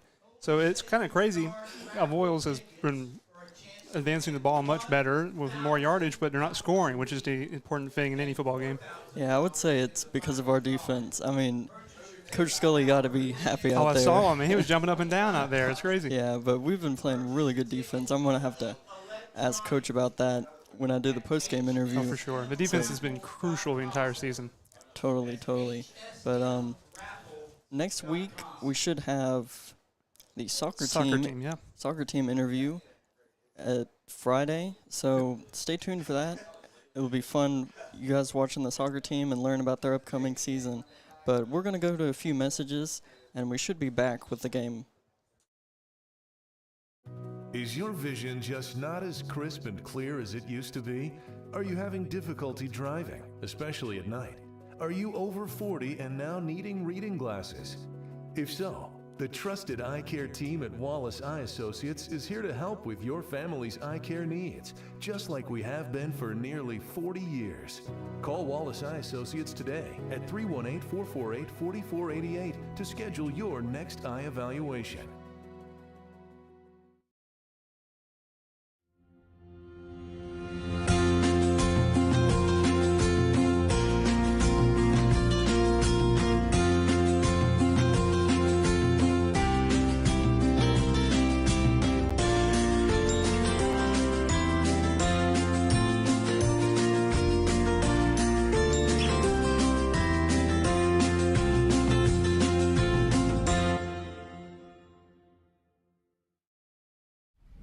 It all started with a sketch on a napkin. An idea created by 2 walk-on bench warmers. And after 10 years of hard work and perseverance to turn their dream into a reality, it's the #1 sports bar in America. Welcome to Walk On.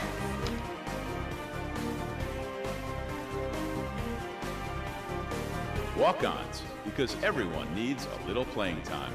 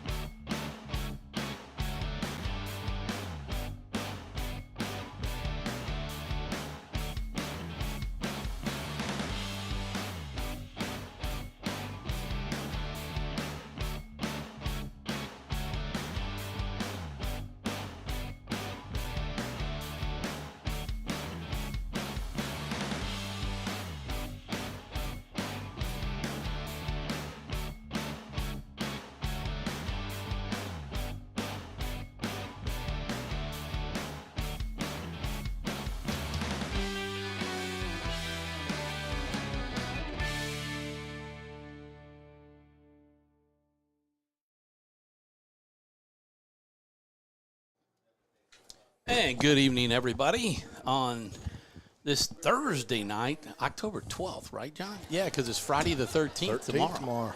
Wow. All right. Getting ready to start the second half as your Menard Eagles lead it 10-0 against the Avoyelles Mustangs, and kind of a revenge game for the Eagles. It's been a couple of years since they've beaten the Mustangs, and looking forward. They were looking forward for this opportunity to be able to get the opportunity to beat the Mustangs, and so far they've done it. They've got 2 turnovers on the night. The first turnover was a fumble recovery by Asher Davis. Eagles unable to put it in the end zone, but got a 36-yard field goal or so from Ryan Hicks. Yeah, 36. And that that made it 10-0. Eagles on their first drive, they started their drive after a turnover on downs. The defense of Avoyelles had driven it into Menard territory, and the defense stiffened up and were able to stop them on a 4th down play. And then the Eagles took over at the 35, and 65 yards later, they were in the end zone on their first drive. And then they got the turnover right away, and it was 10-0. And we thought, man, they're on a roll, just like last week. But then they kind of shot themselves in the foot several times and had one interception and almost a second one that was really costly there. It would have been really costly in the second half on a screen pass. Jake Vaughn not able to get it over the head of the defender, and so we just having a little trouble in that regard, kind of coming to a stalemate. So you can see the Eagles lining up. You can pull that shot out, Jeffrey. Pull that shot out because it looks like it's an onside kick. And they dribble it, and it didn't go 10 yards. In fact, I think they touched it. No, they picked it up. Avoyelles picked it up, so we'll get the ball right there at the 44. I was just worried. I didn't want our guys running up there. It only went 4 yards. Ball doesn't go 10 yards. I mean, it's our ball.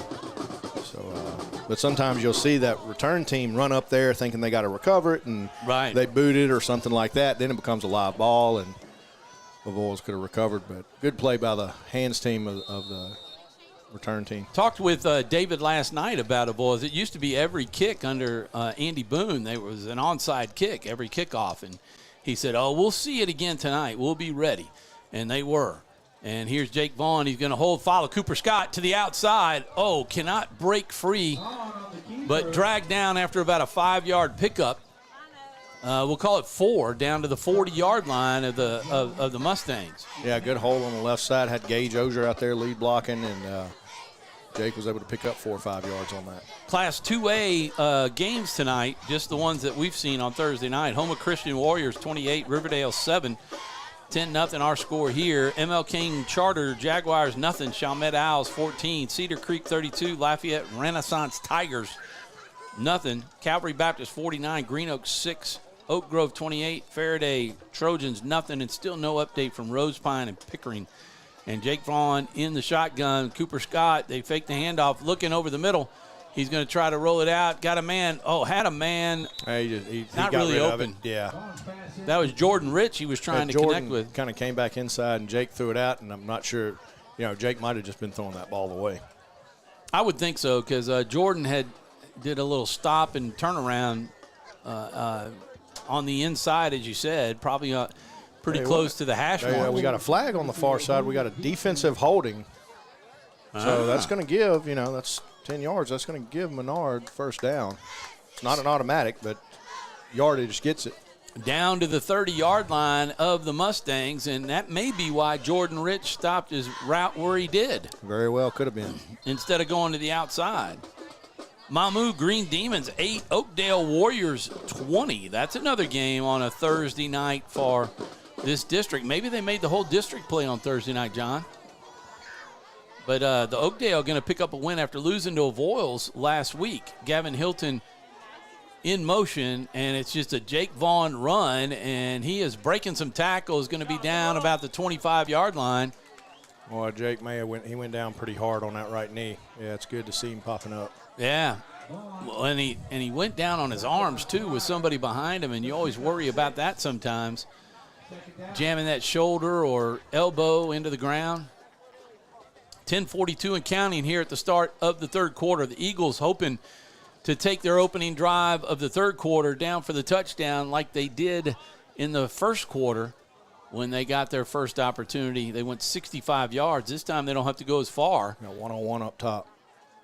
Jake going to fake. Oh, gives the handoff to Cooper Scott, and he's around the edge, breaking tackles down to the 15. Throwing them off. Going to be inside now, down to the going. 10. Breaking tackles, 5. He's going to touchdown! Wow. Cooper Scott dragging people. They're going to. No. We got a flag in the middle of the field.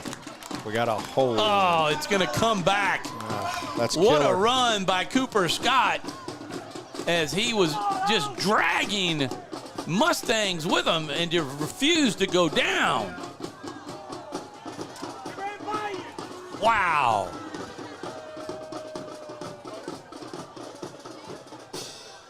So we'll have to replay that one. Second down.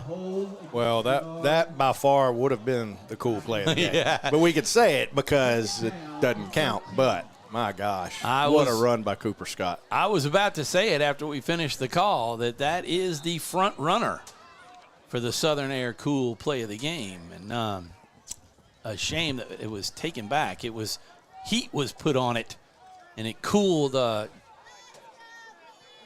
took the chill out of the coolness. Here's Jake Vaughn going deep over the middle, and it's going to be picked off as he tried to throw him open. And coming back, that's Sampson, I believe, going to be run out of bounds at about the 33-yard line. Sampson with the INT as Jake was trying to throw him open. And no penalty. Yeah, just didn't quite get enough air under it and dropped back in coverage, made a good play on it. And I tell you, it looked like Gavin was open also on that. So we made it down to about right where Avoyelles has the ball, down to the Avoyelles 36, only 8 yards.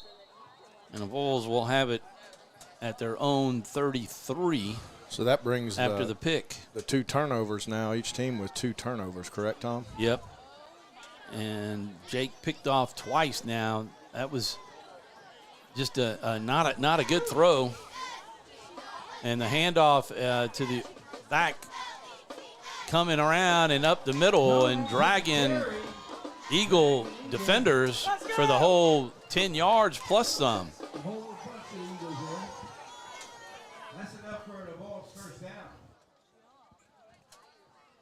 So first down, Mustangs with 9:49 to play. The Eagles certainly wanted a touchdown to start this one off, the second half, and not going to get it, so the defense will have to bow up.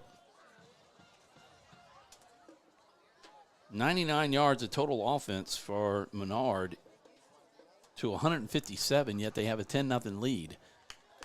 Drake Aldridge finishing that play off as Cooper Brown and Asher Davis crashing in the middle.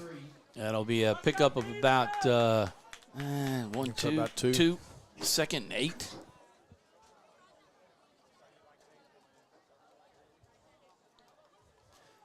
Nice job by the interns, Andrew Beeman and Jeffrey Owens at halftime for the Wilder Group Real Estate halftime. Had an opportunity to see the dance line and the cheerleaders perform together out on the field for this Cancer Awareness Month. John's daughter out there on the dance line. Here's a handoff up the middle. Breaking tackles finally dropped at the 50-yard line, and somebody got hammered on their knee and is down on the ground. Not sure who that is, but he reached for his left knee.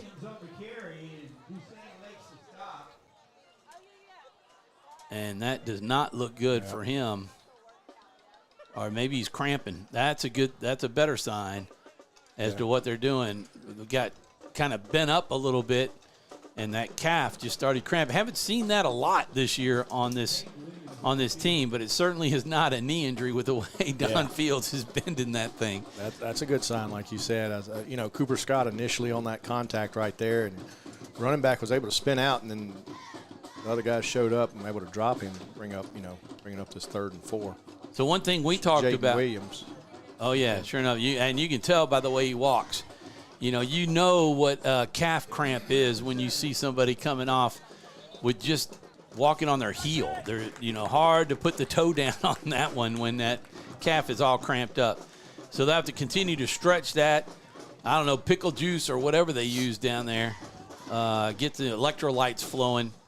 But we certainly, and it was a cool night too. I mean, all that heat we had that they played through, maybe a little fooled, by not hydrating all week. Could be. With the It's cooler been weather. Cool and not as humid.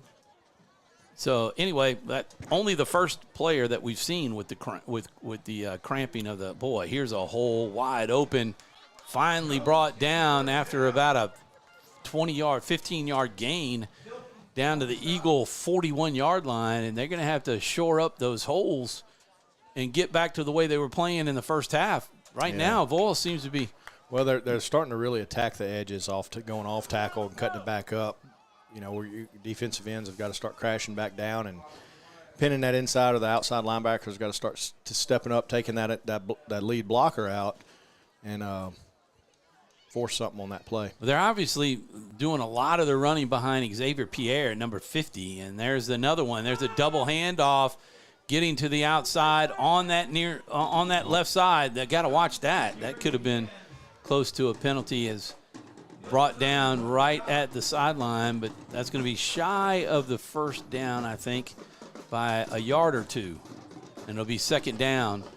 But number 50 is the big man on the line playing left tackle.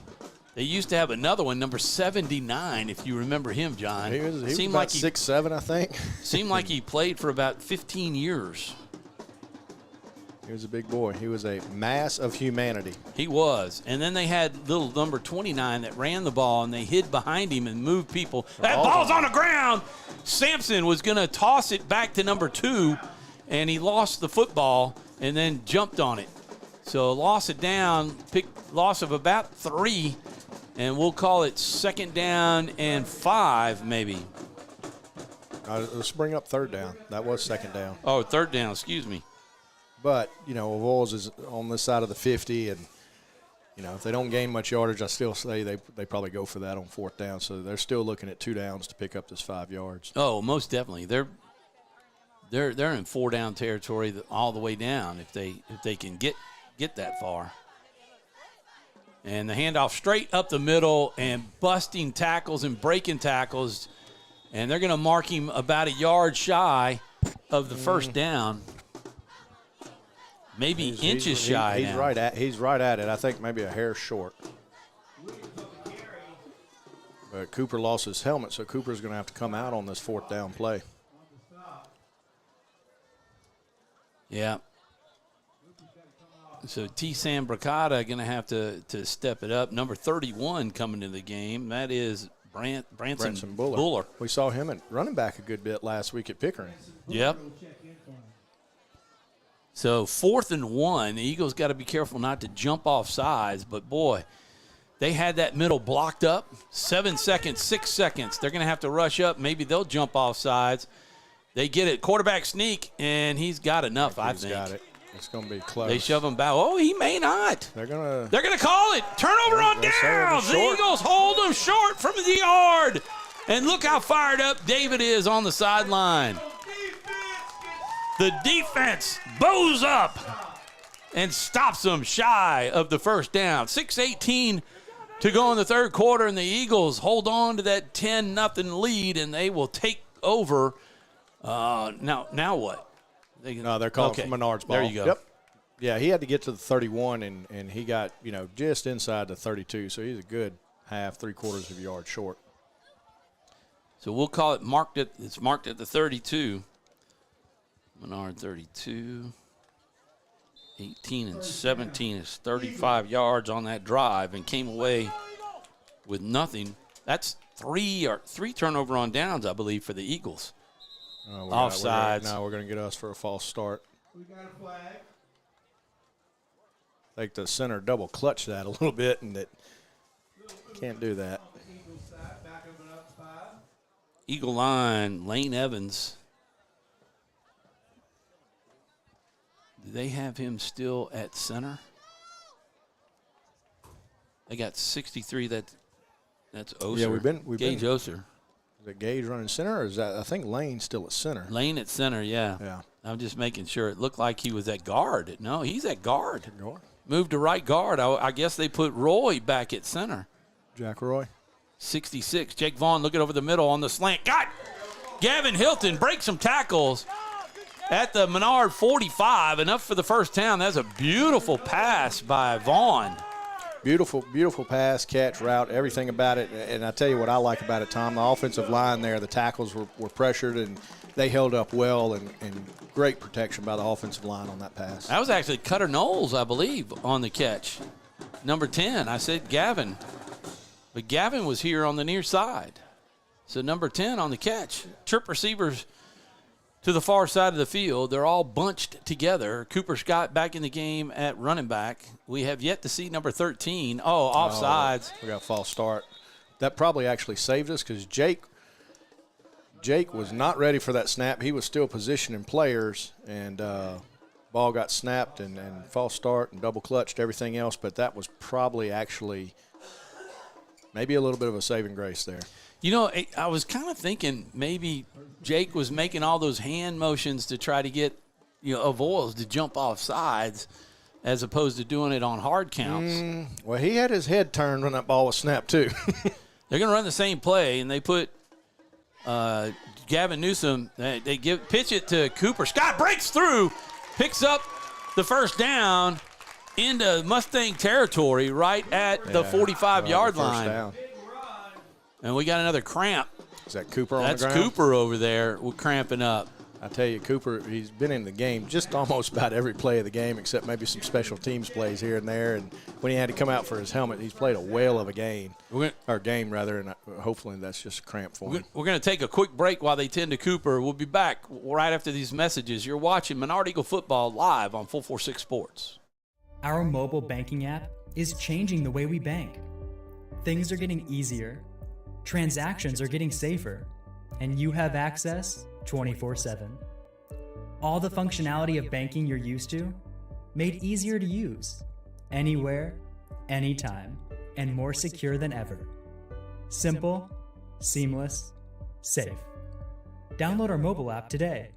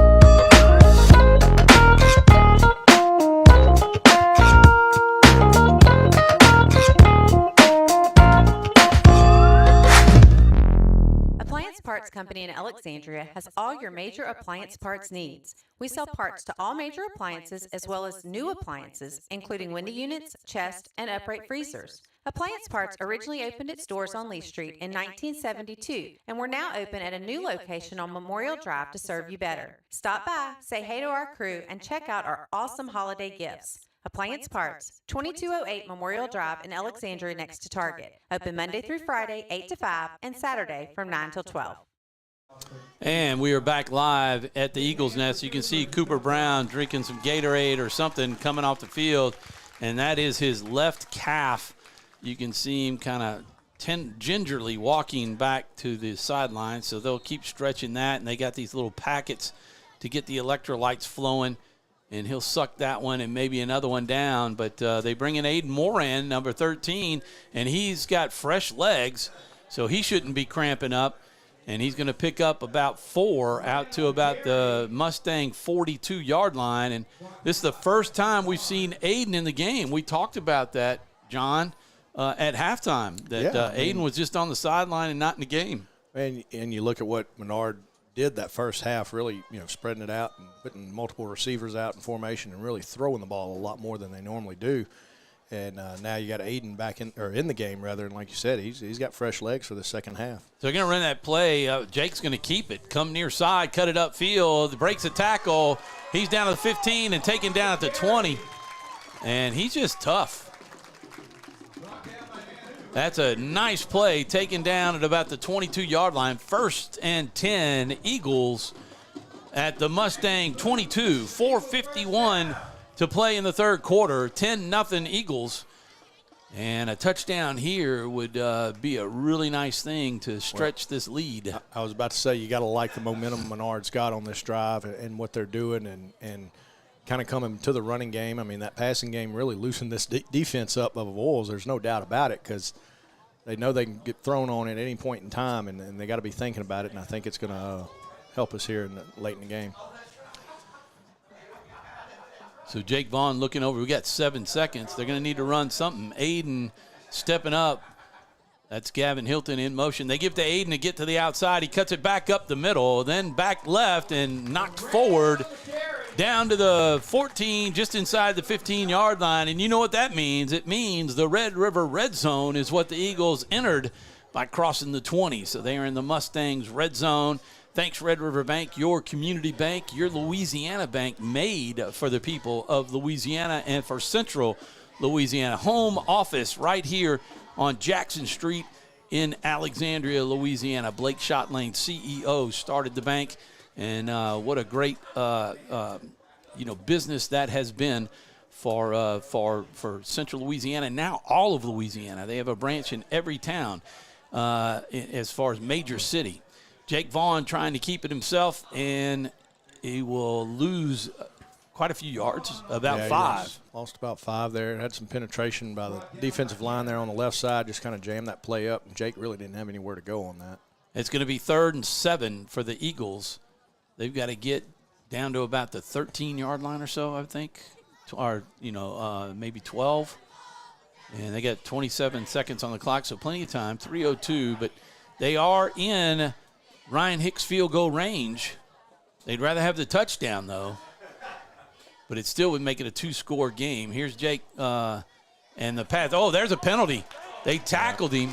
Not sure he would have been able to catch it, but they were holding him on the shoulder pads, Gavin's saying, but then they actually tackled him. Maybe that hand slid all the way down and tackled him at the end. Yeah, they had a hand on him, and then defender went down low and took his legs out. And you got to remember, in high school ball, the ball does not have to be catchable. I'm not saying Gavin would have caught that had it not been done, but that is not a factor in penalties and pass interference in high school football. And folks that are watching tonight, that is a huge plus that we have in the booth tonight and every week this season, and hopefully for a long time to come. But John Wolf, over 20 years of officiating high school football on Thursday and Friday night, sometimes Saturdays.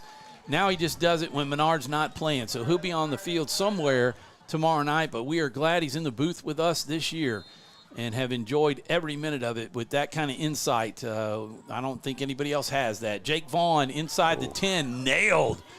Big hit, but I tell you what, for the young man he is, he's just a sophomore. And what a gamer, man. I mean, he's taking some hits, and he just gets up and keeps going. He's tough. He's taking some hard hits tonight and some hard falls, and, still in there ticking and playing hard and making good passes. This drive started at the Menard 32-yard line. Looks like Cooper Scott's back in the game. Those, I don't want to call them juice packs, but they're something like that. IV in a bag or something. Huh? Yeah, that's about it. I heard Carter Marcantel talk about that at one of our, he and Cooper did the interview at the same time. Jake going to go straight up the middle. Boy, bent. Man, I didn't like the way that tackle went with his legs straight, but they blitzed in there and read that one third and goal. They had the blitz on right in the gap Jake was going to run into, and they filled it, and that's what happened. So, bring up 3rd and goal. And I tell you what else about this drive, Tom, is you look at Menard and look at the time they've chewed up. We're getting close to a minute and a half or so left in this third quarter, and they've really – taking some clock down, which is a good thing, being up on Avoyelles 10-0 right now. Yeah, Avoyelles ate some clock on their drive before they turned it over. Here's Gavin Hilton on the jet sweep, and he scored, I think. No, he's short. No. Scored last week on the jet sweep against Pickering. And that time he came up just shy of the goal line down to the 6. Yeah, last week I think on that jet sweep he came up short too at about the 1 or 2 yard line also. But, one thing about that, Avoyelles defensive line got a little bit of penetration on the left side of the offensive line, and Gavin kind of circled back just a little bit and caused some delay in getting to that edge. But still a good gain and gets Ryan a little closer for a field goal shot. Well, and I agree with this. When you got a weapon like Hicks, you don't waste him on a 4th and goal from the 6. They got 10 seconds. He's going to have to get set up so they don't have to call a timeout. And they're going to have to get the snap off. 5, 4, 3, 2, 1. The snap is and hold are good. The kick is up, and it looks good. And it is. Hicks, what was that? 25? 25. I was like at the 15. 25-yard field goal for Hicks makes it 13-0, and we'll be back right after these messages. And Holy Savior Menard as part of our efforts.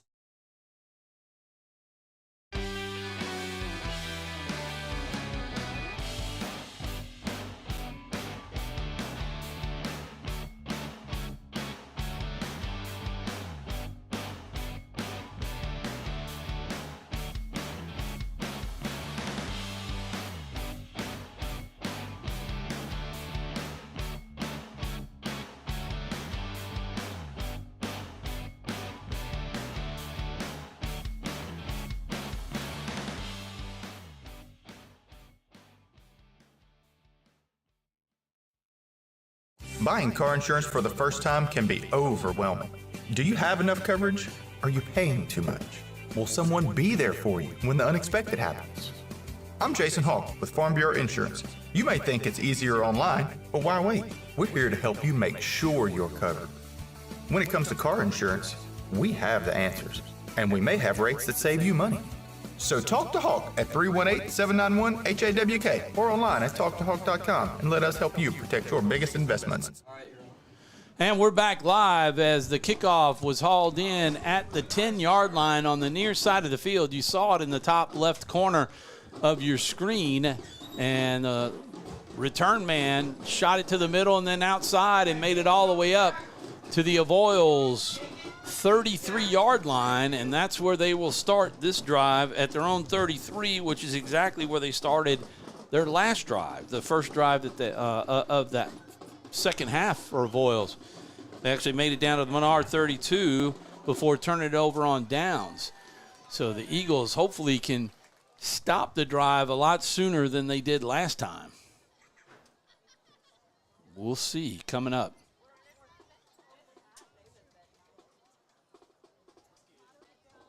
Avoyelles with that double wing set under center.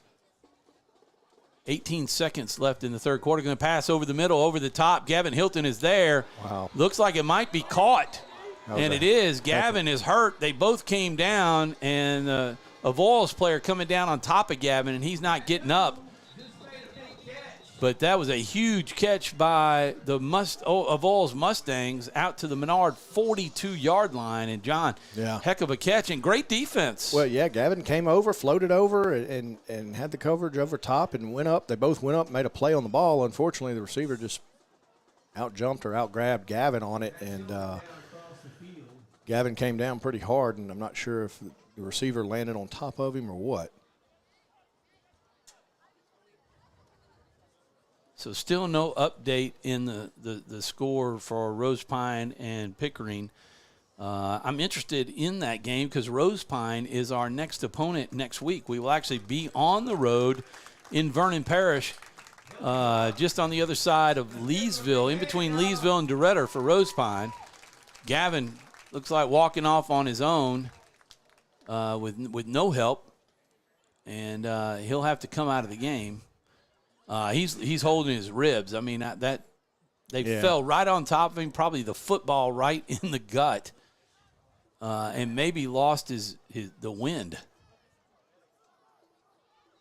But I think he wasn't he was holding his chest earlier in the game too. Right there, right below the rib cage. So being up 13-0, the clock will be running here. They wound it because he was in bounds. So we'll see if Avoyelles can get this play off. I don't think they're up 3. They're rushing.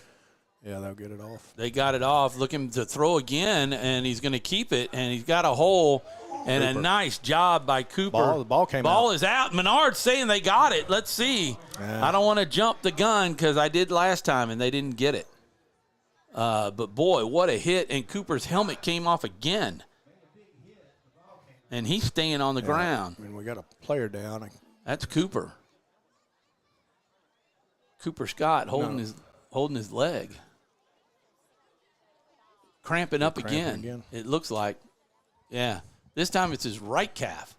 So that did end the third quarter there, though. So 13-0 at the end of 3, and we'll be back with the start of the fourth quarter. When we come back, you're watching Menard Eagle football live on 446 Sports.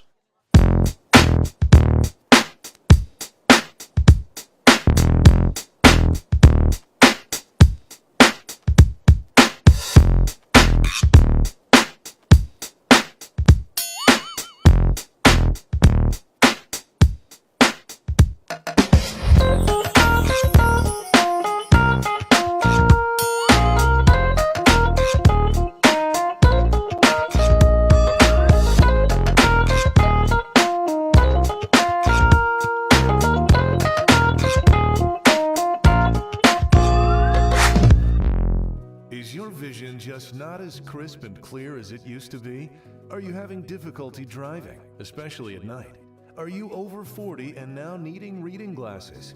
If so, the trusted eye care team at Wallace Eye Associates is here to help with your family's eye care needs, just like we have been for nearly 40 years. Call Wallace Eye Associates today at 318-448-4488 to schedule your next eye evaluation. We're back live here in Alexandria, Louisiana, the Eagles Nest, home of the Menard Eagles, and that's your score as we get ready to start the fourth quarter. 12 minutes to play in this football game on this Thursday, October 12th. And the Avoyelles Mustangs coming to the line on second down and about 3 from the Eagle 35-yard line. And this is about where they were when the Eagles made them turn it over on downs. They're going to try to stop the outside, and the handoff is kept and actually handed off to number 2. He cuts it up, and they're going to be short of the first down. It's going to set up third and about 1.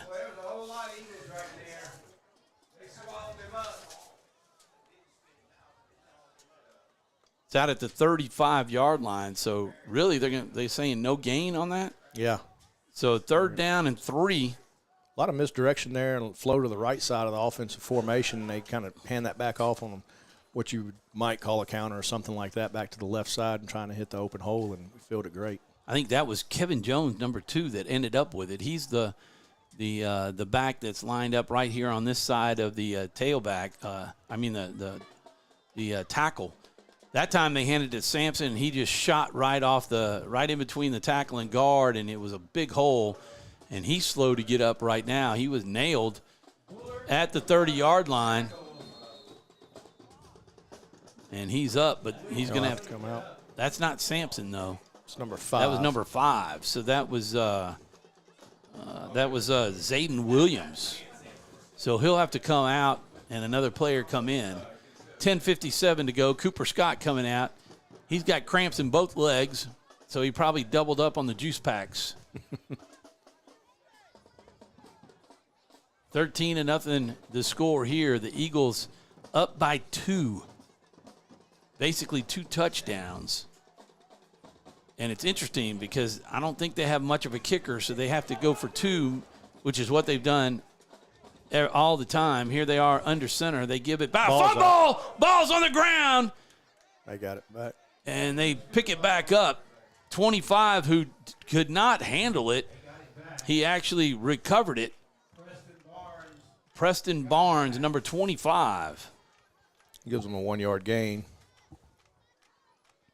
That ball, last couple of times they put it on the grass, has just not bounced the Eagles' way. It did in the first first half. Yeah, that's something, when you run the double wing and you have multiple handoffs and tosses and pitches, that's a risk you running that double wing. This drive started at the Avoyelles 33-yard line after the kickoff. A nice return on the kickoff, and they're now down to the 29-yard line. Number 2 again with it, and they get the stop at the 25 or 27, gain of a couple, and it's going to be third down and about, we'll call it 6.5. With 9:44 to play in the game, the Eagles defense trying to hold them here to another turnover on downs. They've had 4 turnover on downs out of 8 drives or 7 drives so far. So if they can get another one, it'd be 5 out of 8 where they've held them on a 4-down series. Here's the handoff trying to go outside. He's got the first down and dropped inside right at the 20-yard line, so right at Menard's Red River Red Zone. And we want to thank Red River Bank for their sponsorship, a Louisiana bank and a hometown bank. Red River Bank, member FDIC. 9:04 to play, 13-0. The ball just inside the 20 of Menard. Eagles got a bow up.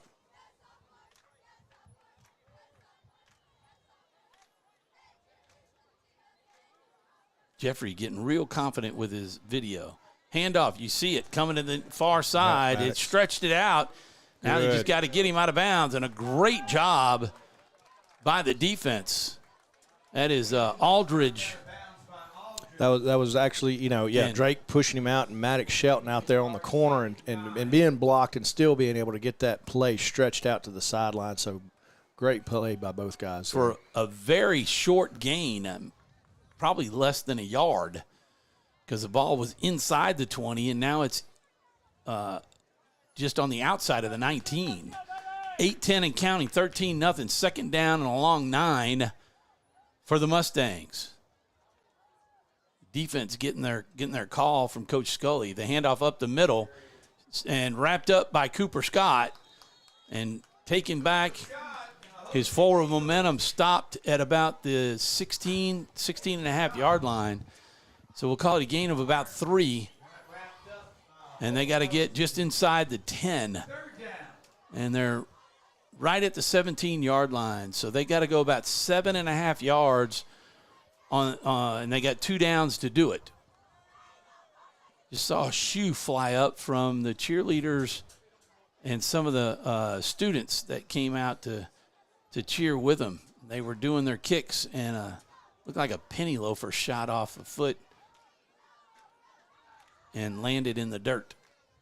So here's the handoff up the middle, and boy, they were stopped. What a great job by Asher Davis and Cooper Brown, just creating a pile of humanity right there in the middle of the field. That's what you want to do on that, against that offense right there in the middle, pile it up, and they were able to get back a little bit and make a pile and really got in the running back's feet and didn't have anywhere to go, and excellent play by defensive line. So this kind of brings up the baseball term here, payoff pitch, I guess you would say, on about 4th and 7. 4th and 7, and they don't have a kicker for a field goal.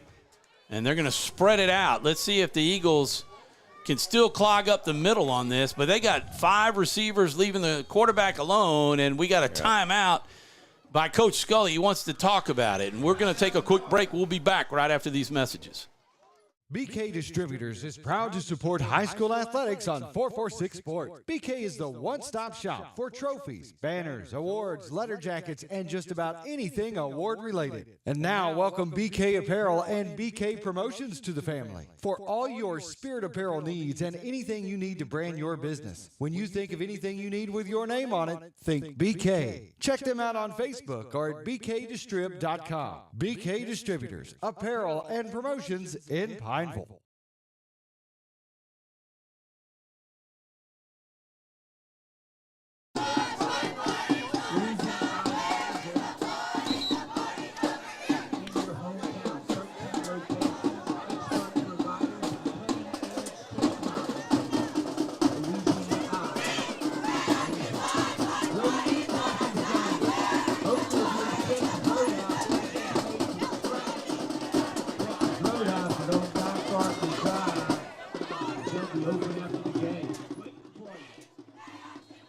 And we're back live as it got a big fourth down play with 6:27 to play in the game. The Eagles lead at 13-0. Coach Scully trying to tell people to back up, and they're not listening to him. They're going to throw it down the sideline, and Maddox Shelton is there. It was caught, and it looked like he was out of bounds. They're going to call touchdown. They're going to say he got a foot in. Maddox Shelton, they were telling him, scoot back, and he didn't see him, and they're going to call the touchdown on the back end zone judge, and they're going to say he got a foot in on the catch. Big play on fourth down, and an even bigger play here on a 2-point conversion. You know, Maddox didn't have bad coverage there. It just got right over his head, and the receiver made a heck of a play and to get a foot down right there and hold on to that ball. Coach Scully saw it, so did David, and they were yelling at him to back up, which would have given him another step. But now they got to crowd the middle and stop this two-point conversion up the middle. Stuff! Let's see if they get him down. That's a big stop at 13-6, which now makes it a 7-point game. A 7-point game, so that's a big stop. You know, in Avoyelles speak, not necessarily, because if they get another touchdown, they go for 2 anyway, right? Well, so they're right. going for 2. So, you know, we got an onside kick coming, so we got to get ready. But the beauty is that they got to make the 2-point conversion if they get another touchdown in order to win. You know, because if they don't get it, it's 13-12 if we don't score. And if they get that 2-point conversion, just a touchdown has the 14-13 lead. Big so stop. big stop for the Eagles, especially right up the gut. Only 3 yards they needed, and they did not get it. And now the Eagle offense is going to have to put something together, because that drive was 67 yards that took it from the third quarter to the end, and now a good 7 minutes and 40 seconds of the fourth quarter. So if the Eagles can get another one of their drives that they had last time that ended with a field goal, they might be able to run the clock out. Both teams have all 3 timeouts. Yeah, so the second half is playing out a little bit more like I thought the first might, with the limited possessions and chewing up the clock like Avoyelles has done.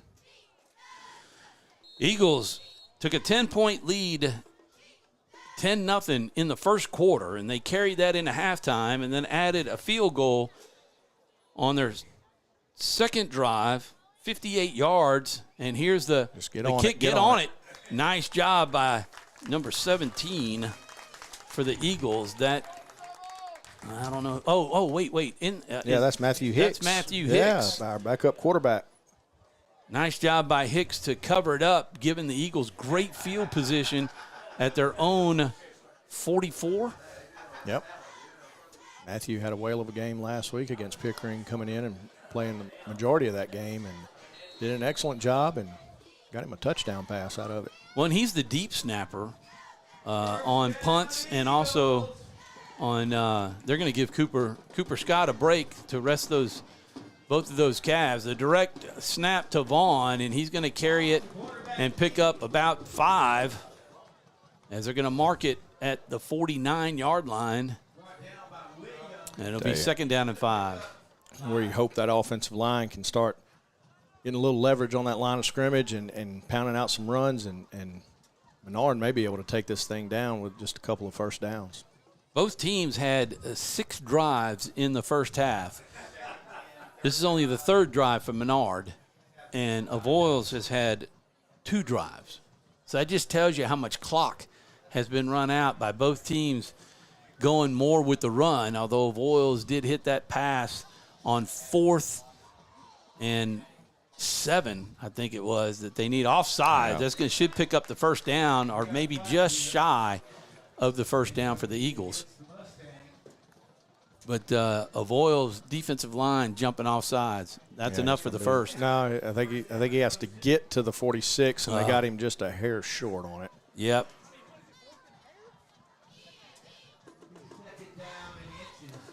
Good news on that, though. We get a fresh 25-second clock, and the game clock should be rolling. It is 5:24 and counting. 13-6 to score in this really good football game between two teams that are undefeated in district at 1-0. And you can see Coach Perkins is telling Jake to look at his game clock. Look at his game clock. He's wanting to take this clock all the way down. All the way down. Good call, John. And we're at 10 seconds. Avoyelles, they lined up a little offsides. Aiden Moran going to pick up the first and cut it back up the middle. Just hang on to the football and get down now because you know they're in there trying to strip it. And Aiden has had some trouble earlier in the season hanging on to the football, but he's done a much better job in the last 3 games or so. Yeah, he had a little issue back in the Pineville game, but if you remember, we got a huge shower right behind that or before that Pineville game, and the ball and the field was extremely wet, and put it on the turf a few times. But since then, I tell you what, he's been money. We're losing our producer. Andrew got to go down for the post-game interview, and we got to remember to text him we can't tell him because we'll be on the air. But the player of the game we got to come up with. Be thinking of that. And the cool play of the game since Cooper Scott's touchdown almost a faith. Hang on, football, Jake. Yeah. And he's going to lose 2 yards back to the 45, the Avoyelles 45. And he took a hit there. Yeah, defense was coming after it, and they're stepping the pressure up, knowing Menard's going to be running this ball and trying to take this clock down. So the cool play of the game, I got a couple. We got a couple we can pick. I have my idea of player of the game. You good with that? What we talked about at halftime? Yeah, I am. Because he's done a whale of a job. Yep.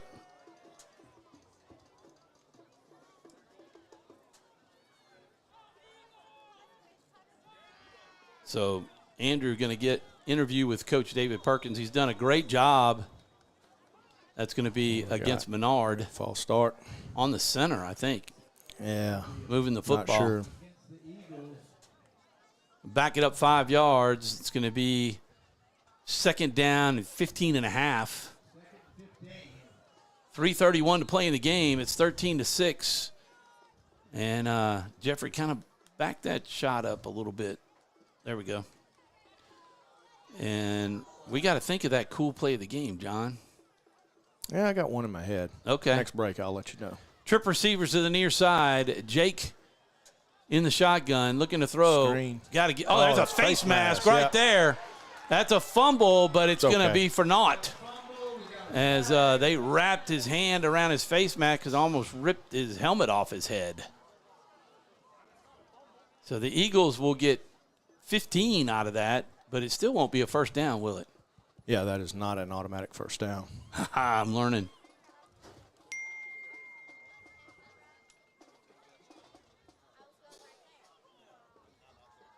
I don't know if y'all can hear that beep, but it bugs me, but that's my text messaging coming in. They offset. They threw what was the other foul? What? Do we have an unsportsmanlike? What could it be? Intentional grounding. The ball, he grabbed his face mask and ripped him around, and the ball came out. Looked like a fumble to me. That's no, come on. That's ridiculous. What a terrible. Never mind. Just seems like a really bad call. It looked like a fumble, but I don't know if are they talking about it to try to figure that out? I mean, anybody else see it? But he ripped his helmet off and spun him around, and the ball came out. Yeah. There was no way he could even try to throw the ball. It didn't look like it. It looked like his arms were out and just lost the ball, but I don't know, unless there was a flick of the wrist or something like that we didn't see. Well, the only positive thing about that is that we get to replay the second down with offsetting penalties. So we still face a second down and 15. Yeah. So they'll get the down back, even though the typical intentional grounding is a loss of down, but since they offset, so they'll keep it at second. Should have to reset the play clock. Yeah, there he's calling for it. David's still trying to figure out why they called. David can't believe it. You just got to calm down. Look, you're winning. You're winning by 7. Scully can't believe it either. I mean, it's a bad call. Here's Jake. He picked off. They read him. Yeah. And it's going to be out of bounds at the Eagle 49. 3 picks on the day so far for Jake as he threw that, man. Yeah. Right into a bunch of traffic. Yeah, linebackers dropped in coverage. We had some pressure off the left side there, and just threw it in heavy traffic. Trying to make something happen, though. Yeah, I don't know why we got away from running the ball, though. Well, I mean, you got behind the sticks there. You had second and, 15 or. But when you've so got you've got the 7-point lead and under, 4 minutes, just kind of run clock out. Eagle defense gave up the touchdown just a drive ago on the third drive from the Eagle 49-yard line. And they're going to run it up the middle, and a great job by Asher Davis and Cooper Scott just taking out 3 players. Unfortunately, not Cooper Scott, but Cooper Brown. Yeah. Drake Aldridge got to come out for a play. I don't know why the players are losing their helmets. I mean, they're getting their helmets ripped off. Sometimes players don't like to play with that chin strap too tight, and, this could be a result of it. But great play with defensive line, really, to pinch down there and close down and fill those gaps and hold it to zero-yard gain on that play. Got to watch for the surprise pass if they fake the handoff there. They give it to number 2, trying to get to the outside. Cooper Scott in there to take him down at the 45-yard line. Huge play by Cooper Scott. And that's just a tremendous defensive play. But they're going to say his forward momentum ended at about the 48 of Avoyelles. And I guess Avoyelles calling a timeout. I think we're having a Avoyelles timeout. And we're going to take one ourselves, and we'll be back right after these messages. 2:02 to play, 13-6 Eagles. Our mobile banking app is changing the way we bank. Things are getting easier, transactions are getting safer, and you have access 24/7. All the functionality of banking you're used to, made easier to use, anywhere, anytime, and more secure than ever. Simple, seamless, safe. Download our mobile app today. For a lifetime of the best possible vision, look to Wallace Eye Associates, where our tradition of eye care excellence in Cenla spans nearly 40 years. From your next family eye exam to cataract and glaucoma evaluations, trust your vision to the experienced eye professionals at Wallace Eye Associates. Call Wallace Eye Associates today at 318-448-4488 to schedule your next eye evaluation.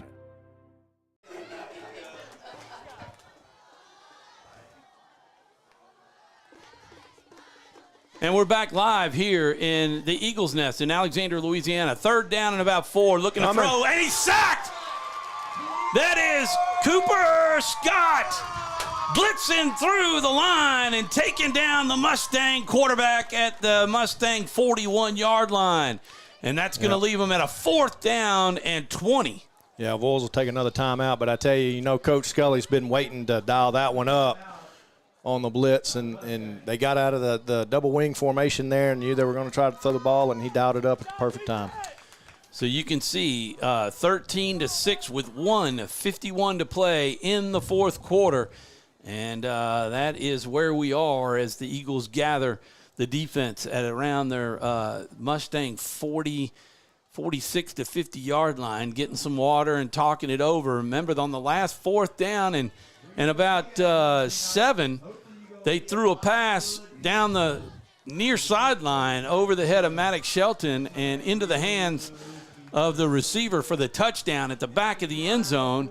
And then we stopped the 2-point conversion. So that's how we have our 13-6 score.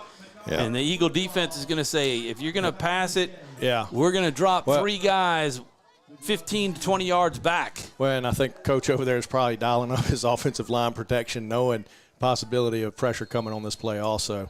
I think I have a pretty good idea on a player of the game for the Eagles.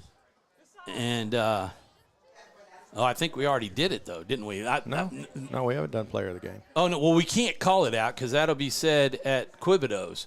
But our cool Southern Air cool play of the game may have just happened. And there's Cooper Scott again with the sack, and that's going to close this game out.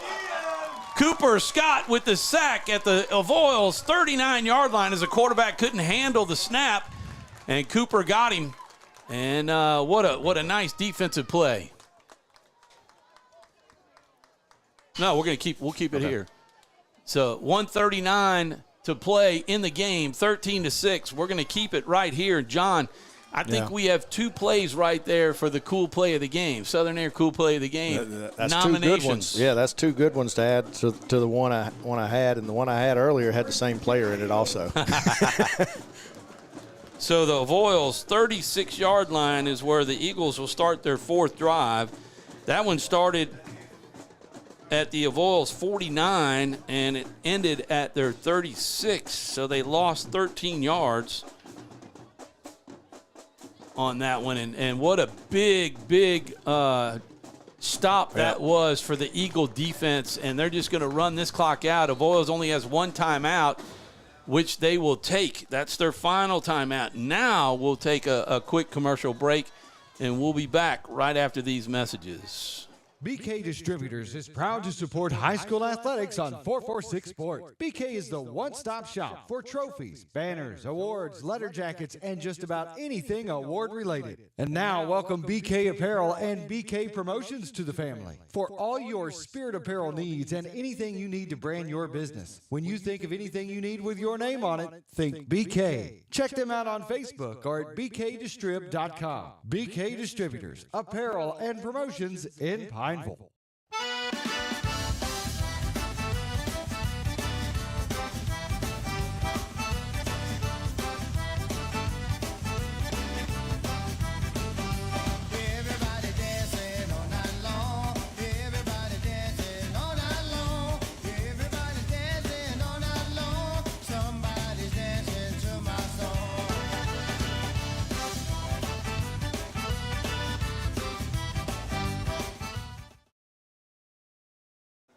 And we are back live at the Eagles' Nest. The Eagles have it 2nd down and 11, and they are dialing up the victory formation. And Jake Vaughn will take it, stand up, now kneel as they get close. And there's 1:30 left to play in the game, and they'll go to a 40-second clock. So I'll tell you as that play, you know, when he steps back like that and defense is kind of laying off, you know, when you come back and run that play again, don't expect this defensive line to lay off on something like that, and it can be dangerous.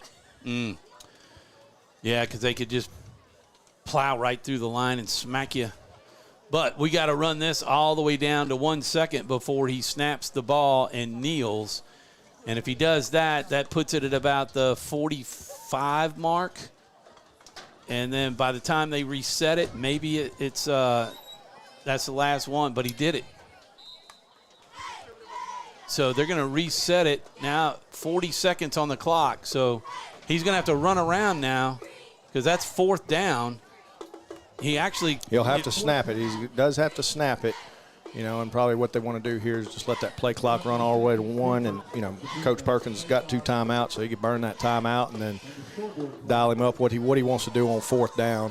Yeah, there's about a 3-second differential, and he snapped it at about 4 seconds left. So, you know, instead of running it all the way down. Coach Perkins is backing them off. I think he's going to get his timeout 1 second here so he can make sure they know what they're doing on this 4th down play and don't make any errors. So 2, 1, and timeout. And that is 2 seconds left on the play clock as the Eagles call their first timeout, looking to go 2-0 in district and 4-3 in overall. And for the Eagles to finally they get a win at home. You know, they've been on the road 4 of the 5 games to start, and we're 3-3, or 4 of the 6 games. We're 3-3. So the Eagles will have to take a snap. Well, there's question whether I think they're debating whether they're issuing timeout or delay a game. And he did issue the timeout, so they'll get the 5 yards back. Well, they should have. Yeah. He went up and called timeout. That's kind of what I thought. Chris is trying to have a conversation with David. They had a conversation with the officials, but David went to the side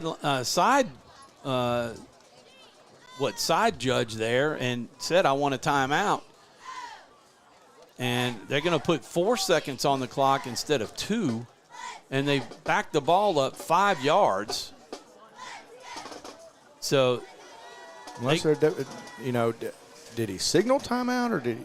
I'm not sure. I saw him walk over and tell him I want a timeout, and I guess maybe he said, hey, I want a timeout at 1 second, but then he walked away from him, expecting the sideline judge to call it, and instead of being right there by his side and saying, hey, timeout, the sideline judge never called. I was waiting for him to wave it. Well, he's taking one now for sure. Now he's going to take another timeout, and we will take a timeout, and just – folks, when you see these sponsors, first we want to say thanks to Valex, our title sponsor, for being around for 2 years. And speaking of, Chris Gillette, the CEO of Valex, his daughter was one of the featured interviews on the swim team. Heck of a swimmer. Hannah Gillette, a senior, and she has her poster up at the Whately Fall Natatorium. So we'll take a quick break. We'll be back right after these messages.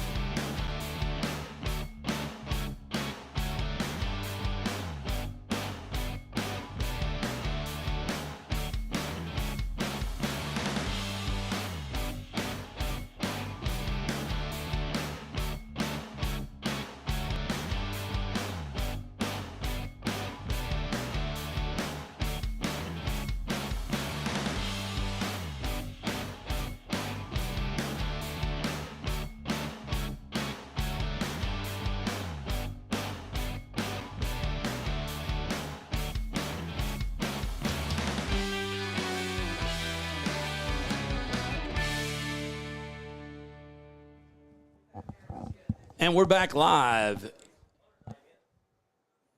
here at Menard, Holy Savior Menard Central High School. Let me get back and go to the main camera.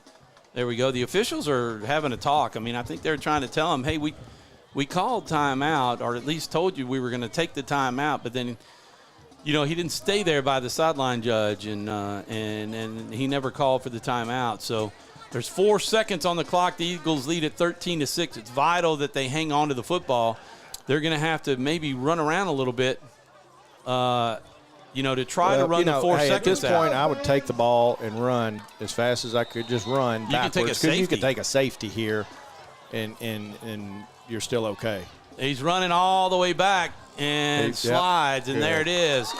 What a great job. David Perkins wins his first home game of the year. The Eagles go to 4-3 on the year, 2-0 in district, as they lost in Monroe in the first game of the year. At Pineville, they won, and they came home and lost to St. Mary's, beat Sacred Heart on the road, came home and lost to Opelousas Catholic, and went on the road to beat Pickering, and they pick up their first W here at home against district rival Avoyelles, the Mustangs, 13-6. And what a game it was, and a lot of thinking and everything else going on that last play, and they just had Jake Vaughn turn around and run, and we're not even going to count that as lost yardage on the game. He was looking at the game clock while he was running, and when that thing hit 0, he slid and ended it perfect on what was a little bit of a different inning of a ball game. But I tell you, that second half played out more like I thought this game would, with Avoyelles chewing up a ton of clock on that offensive drive. And I tell you what, Menard's defense to make a stand right there on those last 2 plays, and Avoyelles going to throw the ball, and what they did. So we got Andrew Beeman out on the field trying to find him. Jeffrey, if you can, we'll look for him to see where he is. I don't see Andrew. Andrew, go down to the other side of the field to the 40 where they're going to meet, and then just wait on David. I'm sure he's got some words for the team, and we'll wrap things up here while Andrew waits for Coach Perkins to come and meet him for the post-game interview. But David Perkins getting his first win at home. And Jeffrey, Andrew's standing at about the 38-yard line. So bring the camera. You can keep it there, but just see where he is so you know where to go. Come on back. David's coming to Andrew real quick. So pull out and get over there to him. Hey, David, congratulations on the victory. Your first home win on the year and in your career, David. Absolutely. Big win for us right here in the district. Gets us to 2-0, man. Defense, once again, man, lights out. We did just enough on offense to get enough points, man, and I just can't be more proud of this team. That's awesome. Andrew's got some questions for you, David. Yeah. I mean, look at that excitement. Up there. The defense was amazing tonight. I mean, I saw Coach Scully on the sideline jumping up and down. What got you all coming out here playing this amazing defense? Well, that's the number one thing that we do is play defense. Our offense is young. Our defense got a whole bunch of seniors on it. We want to play physical. We want to beat the other team up. I think we did that tonight. You can see, man, they left everything on the field. We left everything on the field. Man, this was a great district game, and I'm just glad we came out on top. All right, and Coach, it's the second win in a row. Y'all won last week's game. How are you going to keep this streak going? Well, it's 2 in a row. We got Rose Pine next week. This was a short week, so we got an extra day now next week. So we're going to Rose Pine, man, and we're going to try and be 3-0. Hey, David, congratulations. One last question for you before you go to the team. I know they're waiting on you. We saw for the first time really this year a couple of players cramp up. Do you think the cool weather kind of kept them from hydrating all week? No, this was just those guys that were cramping, man. They played a whole bunch of minutes. One of them was Cooper Scott, man. He played offense, he played defense. He made probably 15 tackles. He ran the ball. Hey, that's what happens, man. Yeah, I tell you, both of his calves cramped up, and he drank a lot of juice boxes. So, hey, congratulations, David. Thanks for stopping by. All right, baby. Go Eagles. Go Eagles. Thank you, Andrew. Great job with that. Come on back up, and we'll wrap things up. We'll take a quick break, and we'll be back to wrap it up right after these messages.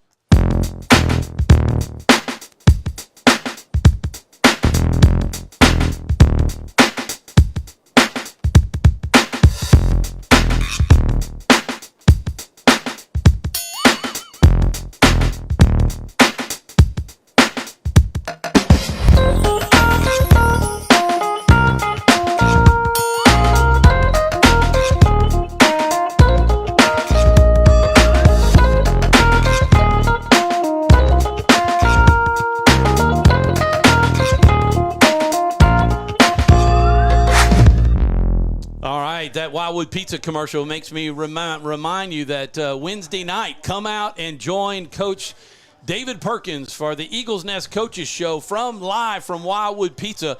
We meet right outside of the restaurant underneath the overhang. As you see, the Coach David had his conversation with the team, and a lot of excitement as the fans and family will go out there and celebrate with them. And a great victory tonight for the Eagles. At home, their first home victory this season, really only the third home game that they've had, and the Eagles have won it 13-6, stopping a 2-point conversion and total turnovers on downs. They had 6, 7, 8, 9 possessions did Avoyelles, and five of those, I believe, were turnovers on downs, John. Yeah, you heard Coach Perkins say it, and defense played lights out tonight. And according to my book, they lost a turnover battle, right? We had 3 turnovers, they had 2. So to still come out on top, defense played a whale of a ball game.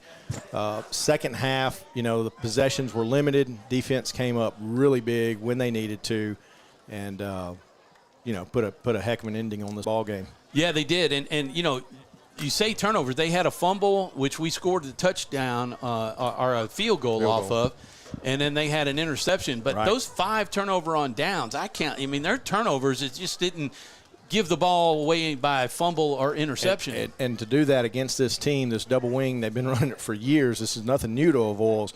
To be able to do that is outstanding defense, and they played a whale of a game, like I said. And you're right, and the defense has been there all night long and all year long for the Eagles. Even in the losses we had, they played great defense. They kept the offense in the game, but the offense is now putting some things together. And, they didn't gain a whole lot of yards, but they scored that touchdown on the opening drive, and that was really the difference in the game. You look at what the offense did in the first half. That was stuff we haven't really seen all year. Putting multiple receivers out in formations like that over and over and throwing the ball, and they really came out attacking that Avoyelles secondary, and I think caught them by surprise early in the game. and to go up 10-0 like they did, and then in the second half more to the grind and burning the clock like they were doing, and to limit those possessions. And of course, Avoyelles took that huge. They had that big drive that they scored on, but it ate up I don't know how many minutes, 7, 8, 9 minutes off the clock, and really was played into our hands. And then we came back with a long drive of our own, even though we didn't get anything out of it. But we ate up a lot of the clock as well, and that's really helped out and helped the defense. 251 yards of total offense, of course, minor unofficial for Avoyelles, 170 for the Eagles. And it was enough, that touchdown drive to start the game for the Eagles. Their first drive, they actually had a turnover on downs by the defense because Avoyelles won the kickoff or the tip-off and elected to receive. We stop them. The Eagles take over on their own 35, go 65 yards for the TD, and that's the 7 points that is the difference in the game. And, of course, 2 big field goals by Ryan Hicks. That is a weapon. We've talked about it all year long, and paid off tonight. And the difference in the game as well, too. Those 2 field goals paid off tonight. And, even going back to Avoyelles when they were on offense, look at a couple of their plays. They got some really big catches where our defenders were in position. The one, Gavin Hilton on the sideline over there, and even their touchdown pass on 4th down, I believe it was Maddox was in position, just, went right over his fingertips, and the receiver made a heck of a catch for the touchdown. And I was going to say, that catch was at the very back of the end zone. He had to have his tiptoes just inside the line for the touchdown. So, it was just a great play on their part, and sometimes that happens. That's right. They make a great play, and you make a great defensive play, but their play is a little bit better. Talking about great plays. Yes. How about our Southern Air cool play of the game? Southern Air cool play of the game. We had one idea, or 3 different ideas with the same player involved. So give us a little background on the first play that you thought would have worked. So I wrote this down in the first half. Cooper Scott on the screen pass down the sideline, picks up, 30-something yards almost, and gets us in really good position right down there. And that was in the first half. And then coming into the second half, late in the game, Cooper Scott comes up huge, 2 sacks, play of the game, last one on 4th down to seal it. That first sack on 3rd down, he blitzed through the A-gap and just nailed the quarterback right as he got the ball. And it was a huge 7 or 8 yard loss, and I thought, hey, we got a Southern Air play of the game right there. And then the next one, the quarterback fumbles it, but Cooper's blitzing, he was there. And he nails that one for about a 12 or 13 yard loss, and we take the ball over. Right. You really can't run a blitz in a double wing formation like they run, because you got to have gap coverage. But when they went out of that double wing and put those receivers out there, I think Coach Scully knew it and said, hey, you know what, this is the time for it, and he dialed it up, and man, perfect timing. Well, our Thursday night game has come to an end at 13-6. Your Eagles are victorious. They're 4-3 on the year, but more importantly, in the second season, the district play, they are 2-0, and Avoyelles was 1-0, so they are in the catbird seat for an Eagle, right? That's Can't right. be afraid of that, to be in the catbird seat. But they now lead the district at 2-0 as they have Rose Pine and Oakdale left, and I think both of those teams have lost. Yeah, Oakdale lost last week to Avoyelles 36-22, and I think Rose Pine was playing Pickering tonight. I don't think we got a score. They were playing up there tonight, on that, so but and so I think Rose Pine didn't have a district game last week then, so no, they didn't. They may be 1-0 after playing Pickering coming in. So the Eagles will go in first place in the district with 2-0 record. But that victory tomorrow night will be the key for them, and that will give them the district championship, actually, if they beat Rose Pine.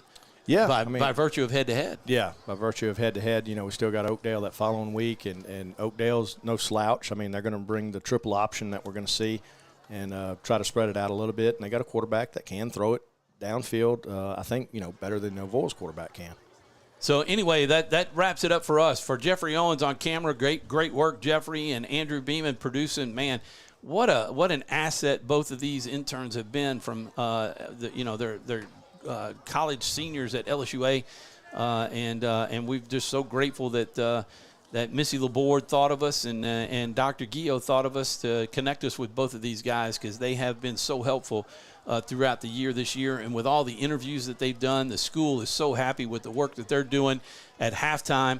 get a chance to go see it. And we're also turning over a whole segment to them on Wednesday nights Heck of a job. for the coaches show. So next show will be Wednesday night for us at Wildwood Pizza at 7 p.m. Come join us after this second victory in a row for the Eagles. It'll be happy times eating some pizza and salads. But don't forget about the Coach Speak show on Sunday. John, you'll be there along with the call teams from Pineville, Tioga, Ash, and us. So be sure to tune in 5 p.m. Sunday night for the Coach Speak show, as y'all will be live from Quibido's, and we want to thank them. Thanks to Valex, Southern Air, Sadler's Towing, and Wallace Eye Center, and all of our sponsors, Wildwood Pizza, Michelle LaCour's, Polos and Plaids. Go by there and pick up anything you need, shirts and anything plaid for the Catholic schools that have to wear plaid uniforms, and